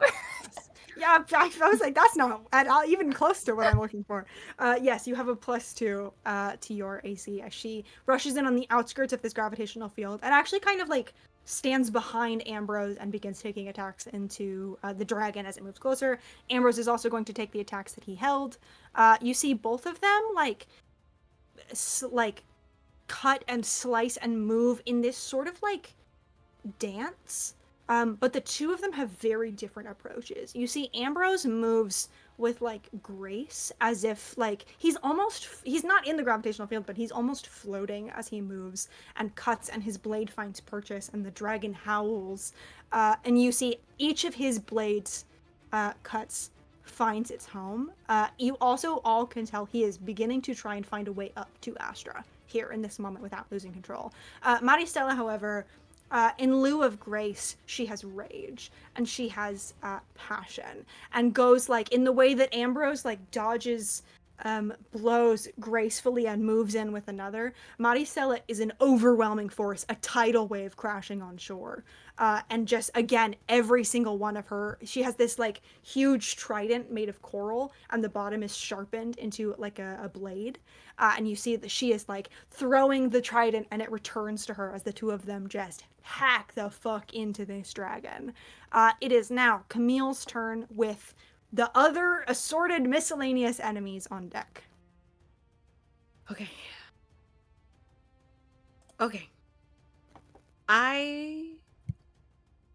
That's all right. I think spell magic like works on abilities is because it's an ability from Threadweaver, right? Yes. Okay. But she is still casting the spell, Okay. which means she's still chanting, right? And Yes, she is. I'm gonna cast silence. Ooh, okay. Okay. I'm gonna Before you do, I'm gonna say make me an Arcana check or an Intelligence check. Okay. Did you decide to keep the buff to Threadweaver stuff, or did you use your reaction for the save? Oh, yeah, I used the reaction. I didn't take it away. It's for Okay. that first time of Yes. understanding. So you could do so with advantage. Okay. Woo! Okay. And this was a investigation, you said? No, I'm gonna say Arcana. Arcana. Mhm. Okay, good. 30 plus 9 is what, 22? 22. Yes. I think before you go to cast this spell, and the part of your mind that is an arcane inquisitor and assesses magic, I think with a 22 you come back with the inclination that this is a concentration that is much more about the soul than it is about the physical body. I think in this moment you do not believe, you think silence might inhibit the spell, you do not get the sense it would stop it or the ability to fake change her. So do I have any idea like what could help by chance? With a 22, I think in this moment you are looking at it and it dawns on you that you are not sure if anything can be done because it was started. I think you kind of get the sense that this is something that has to be finished.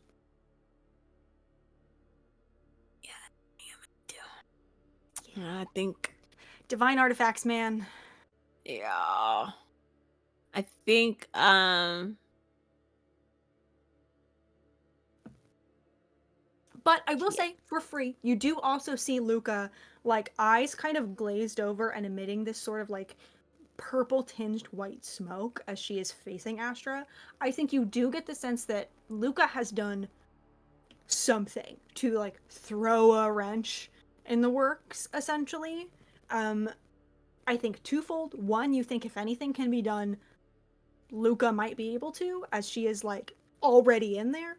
And 2, I think it occurs to you that if Luca stays in there, it might be difficult to get out. I think with Threadweaver, those are the 2 big things you notice in this moment. Okay, then can I cast? So, okay.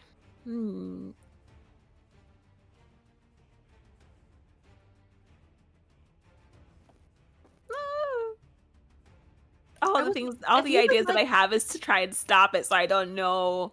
That if you would like to try silence, you get the sense it will have an effect. It just will not stop the process. So if you want to like shot in the dark try silence, you absolutely can. Okay. I shall try. Hell yeah. What does silence look like as you cast it?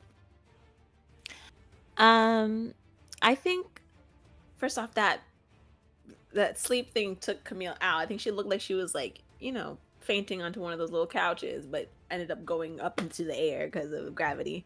I don't think she was able to grab anything as she's just like fainting upwards. But I think her hair is actually like folded petals, and I think like it like kind of fluffs a bit, and like pink pollen kind of puffs out. And just kind of glitters over and like encompasses an area. So there's like a pinkish purple little orb that just kind of goes right over Astra. I like that. Absolutely. So you cast silence. I will say because it sort of pauses in like some concentration stuff with the way we're ruling it. Luca, you are pulled out of your scrying in an instant. You have that full conversation, that interaction happens. You blink and you are out of it. And I think as you surface, you feel how easy it would have been to been drawn in further in this moment as you like come to again. As the silence kind of hits, I think all of you can also see some of the nobility who have been sleeping kind of blink a little bit and rouse as you get the sense that like the effects that are caused by Threadweaver and the dreaming flicker for a moment and allow some nobility the exit that they were not allowed before. We're gonna say about we'll say about half of the nobility who was asleep can wake, make their way out of the gravitational field, and begin to flee to safety out of here. Silence, we're also going to say instead of activating at the end of Astra's next turn, we're going to say it's going to end at the end of the next round is when it will go off to buy you a little bit of extra time to get people to safety, do what you got to do. Incredible. Is that it for your turn? Yes. Hell yeah, great turn. We then move to both the enemies and the nobles with Lark on deck. You watch as these guards who are on the side of the dreaming begin to load crossbows and take blades and clash with the guards that are on your side. You hear like the clanging of blades and shields and the firing of spells kind of going around. You also oh, I totally skipped the allies. That's okay. They'll go here. You see, as you're like, the allies that are on your side, the Arcane Inquisitors that are here, the guards, Virion and Azalea and Farah jump into action and clash. You see Virion and Azalea go run to assist Maristella and Ambrose in their fending off of the dragon. And you watch as the other guards, including Farah, jump into action and begin fending off these traitor guards. They very much overwhelm the guard opposition, as these are new guards and they don't have the training or the expertise, and Farah is there instructing. So you watch as the tide very much begins to turn in the favor of the guards that are loyal to you, as the entire room erupts with spellcasting and clanging metal. And nobles also, a lot of them begin to make their way out, those who did not fall unconscious, pushing past in a not quite orderly fleeing, begin to make their way out. Another third of the nobles make their way out on this round. It is now Lark's turn with Astra and Ambrose on deck. Okay. I would like to try and use I have a spell that costs a bonus action. It's called Grasping Vine. And it's something I can fling out and use to like grab something and pull it towards me. If I use an action instead of a bonus action, can I aim for Threadweaver and try and pull it out of Astra's grasp? I will say in this moment, because of the way you've seen Luca interact with it, you would know that Threadweaver and Astra are both intangible at the moment. intangible? Like, Yes. They are between realities right now. The two of them cannot so they're be... not even corporeal? Correct. Fuck. Okay. Divine artifacts, man. Fuck. Okay. Yeah. Now I don't know what to do. Can I make some sort of like check? Like, is there any last ditch strategy I can use in this moment, because I know Astra's about to go after me, to like prevent what's about to go off, or, I think or honestly, delay it, or I think honestly in this moment, surveying what's happening, you come to the same conclusion that Camille does, which is what started must be finished, no matter what. And the best thing that you can do is take your father's advice and take Astra's advice from the days before, and get the people out that you can. oh fuck.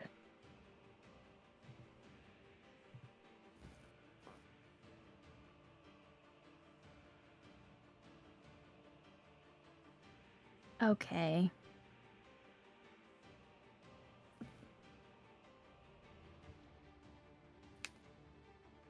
Well, I'm trying to find the description of this thing. Yeah, absolutely. Take your time. Sorry, Dan You're okay. Beyond. Why don't you make things easy to find? No apology necessary. A lot is happening. Okay.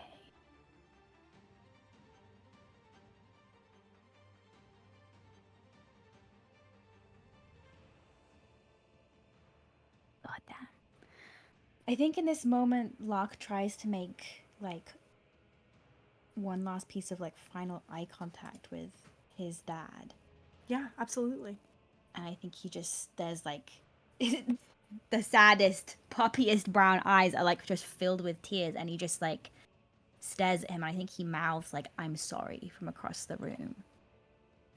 I think as you meet eyes with your dad and you mouth I'm sorry, I think that the reaction that you get is one of like pure fond confusion.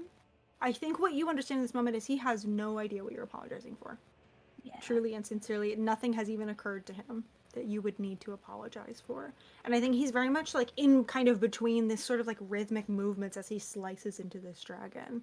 And I think as he sort of meets eyes with you and processes this, I think in your mind you just hear again, take your mother and go. And it's not in order. It's not barked the way he normally does. It is a plea more than it is anything else. I think Locke holds eye contact with him, and he nods, and he closes his eyes, and this like tear escapes, and as it rolls down his cheek, it freezes, and Locke's hair starts to bloom in white. Yeah. And he outstretches his hand, and kind of like frost kind of starts to spread at his fingers. And in just one little movement, he clenches his fist, and there's this kind of like little like shockwave, almost like a cold, like icy winter breeze that kind of like huffs out from around him. And I'm going to use my Keeper of the Crossroads ability and create this opening in the veil of time and space. And take my mother, take my party, and take Tivia Tides, and transport everyone a mile away. Yeah. You can absolutely do that. Is there a place a mile away that you are searching for, or just a mile away? Is the farm a mile away? Sure. Within a mile? I'm gay. I don't know how distance works. Yeah. Okay. Why not? You know what I mean? What's a metric system anyway? Real. We will pick up on that in just a moment. Remind me, it is you, Aelia, your mother, and Tivia Tides, correct? And the whole party, like the whole party. You can take the whole party. Yeah. Perfect. I was like, okay, yeah. No. I named those people and then I said like the whole party. I missed that part as my brain processed. Beautiful. Absolutely. Is there? I'm gonna say as we sort of begin to transition out of combat here, in these last moments before you are whisked away, I'm going to give everyone one last thing if you would like to do anything. And we'll kind of break initiative order if anyone has anything they'd like to do. Yes. I think the moment Camille can kind of feel like a tug of like them being ripped from here, I think she'll like look back at Farah and like cast bless on them. Absolutely, you can do that, and we will say it will just stay, not like permanently, but we'll say until a long rest in the power of this action that you do. You see that Farah feels it and registers, and her eye, and almost like her eyes flick up to yours a second before it hits them, and I think you see like as your form begins to like ripple as this magic begins to pull you away, you watch as like it's like shock, surprise, and then just gratefulness in very rapid succession as you feel the thank God she's gonna be safe kind of fill Farah, and as you sort of vanish, you watch her return to the fight with a much more renewed passion, a worry taken off their shoulders. Incredible. That is Camille. Luca, Aelia, and Elise, is there anything you would like to do in this moment? I think, like, as Luca kind of comes out of the trance with the silence spell, she's kind of like looking around to like find where Georgie and Margot are, like right before she gets I think snapped away. You see Georgie is sort of, there were a handful of Arcane Inquisitors that were here, kind of enchanting the little wings and just kind of attending the ball. You see Georgie has like taken command of them, like as easy as breathing. And you see Georgie is like standing up just slightly up on the steps where the thrones are, and is like shooting off spells herself and ordering others to, and is holding up a really good defense, and specifically has like some of the nobility kind of behind her in this moment and is protecting them with ease. Georgie, I think, is someone who very rarely looks comfortable in any situation, and this is the most confident I think you have ever seen her, even through the fear. And she, like, in a very similar way to Farah, like, feels your eyes and finds you, and the moment like you begin to sort of be pulled by this teleportation magic, you see the relief on her face, and like a very faint smile that says I'll see you soon shows up on her face. There's no fear there, it is just okay, one last thing for me to think about. You also see Margot. You do not manage to make eye contact with Margot, but you see them sort of where they were stationed by where it leads into the gardens. You see them beginning to return from it, and you see the beginnings of Sunny the Dragon entering as well, and some of the other Drake speakers. And I think as you watch that, you see that some of the trees outside begin to like rustle with the approach of dragons on the way, as Margot has run and alerted the other Drake speakers. And then your form ripples, and you are pulled away. Aelia and Elise.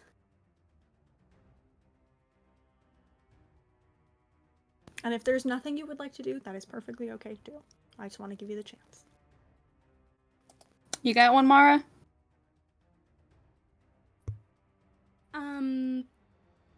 I think Elise kind of looks to, like, feels this happening and looks to Luca, looks to Camille, looks to Aelia, kind of, and sees that at least the two of them, maybe also Aelia, I don't know, look for other people, and Elise is just gonna close her eyes and let it happen. Yeah, absolutely. You feel the rush of magic a moment later, and I think what you feel almost as you are pulled away is a kind of surprise from the part of you that is the dreaming. Not a betrayed surprise, but like a just surprise. And then you are whisked away. And Aelia? I think that as this was happening, Aelia had started to move towards the dragon, had really like properly drawn her sword and her shield and was getting ready to go. Can I get within, even if I have to Misty Step about it, can I get within touch range of Ambrose? Sure. Yeah. I think comes up to his side, feels this pull of magic, and understands that she's not going to be here for the fight. Just turns, looks at him with a big sigh, and just more honesty on her face than she's ever shown him before, and goes, God, I hate you. And will cast Death Ward on him before she's pulled out. You absolutely do that. That is so funny. I'm obsessed with you. Yeah. You do that and are whisked away. And as all of you blink in this sort of surrounding brisk air of winter and find yourselves at the farm, the first time you saw Threadweaver used, a few seconds later you feel the ability complete. As time around you slows to a stop, as the entirety of the Oaken Court is suspended in a moment to be rewritten. And you watch more than hear. Well, you can't hear Astra's words anymore. So you watch in your memories as things twist and take new shape, like metal heated and reforged into something new. And while each of you still remembers everything about your lives and the people that you are, and that is unchanged as Astra specifically spares you from losing that in this moment, potentially others as well, but you don't know now. The new history that is written is one where Astra never leaves, never dies, and all the grief and the mourning comes undone in one single strand pulled free. But then matching thrones for a king and a queen change to one, as the story of Threadweaver writes on the fabric of the world the loss of not a queen, but a king, not past, but out of sight. Before he disappears into a life of retirement in the more private areas of the estate, he graciously leaves his crown to his queen, who leads Everglen into a new age of prosperity and joy. And under her reign, the queen of moon and stars sees the Dusk Court set free from under the wing of the royal courts, returning it to its former glory as a shining kingdom all on its own. And of course, led by none other than Astra's own sister, Aurora. Piece by piece, word by word, Everglen is reformed into Astra's image before your eyes. And as each word reshapes it, you feel your place in it change too. You still have the memories of who you are, but there are new fractured memories that join as well. And each of you watches as you sort of like come back to your physicality on the material plane here at the farm. You watch your companions and yourself and the farm itself change. Your clothing in this sort of like wrapped mist transforms itself one by one into this reality that Astra has created for you. Lark, you feel your finery fall away, and you watch as your mother's does as well, replaced by the simple garb that you've seen Andrew wear every time you've come to visit. The humble life of a farmer, free from the pressures and realities and expectations of noble life. Luca, you feel your dress give way to much firmer leathers, Drakespeaker leathers, and you have memories of the first time you rode your dragon, the first day you were there, how proud Margot and Georgie were. Margot now a very accomplished adventurer and Georgie high inquisitor in the Oaken Court. Elise, you remain Royal Archivist, but you have new memories of traveling the world, going on adventures, laughing and loving and living a life of total freedom, with no boxes, no restraints. You are your own person, and you are allowed to record history however you would like it.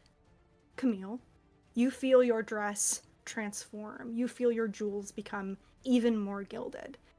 And more than that, you feel as the title of Marchioness settles on you, as your family become landed nobility. Your parents become Viscounts of Coin on the Privy Council, and you and your sister are titled, revered within the court. You also feel a pin over your breast from the Arcane Inquisitors, marking you as an Inquisitor, the highest rank under High Inquisitor, as you live a life of ease and opulence, and respect from the courts as well. And Aelia, You feel your armor, I think at first almost feels like it stays the same, but you look down and it's changed. It is embedded with the crystal that only Mirian Games winners receive.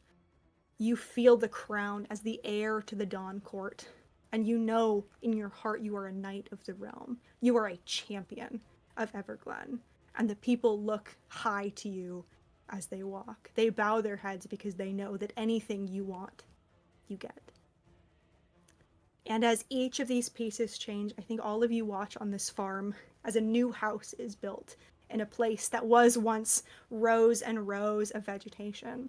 But now, Lark, you know in your heart is yours somehow, where you and your mother have lived your entire life. Because you never had a life in the palace. Your mother never married Ambrose.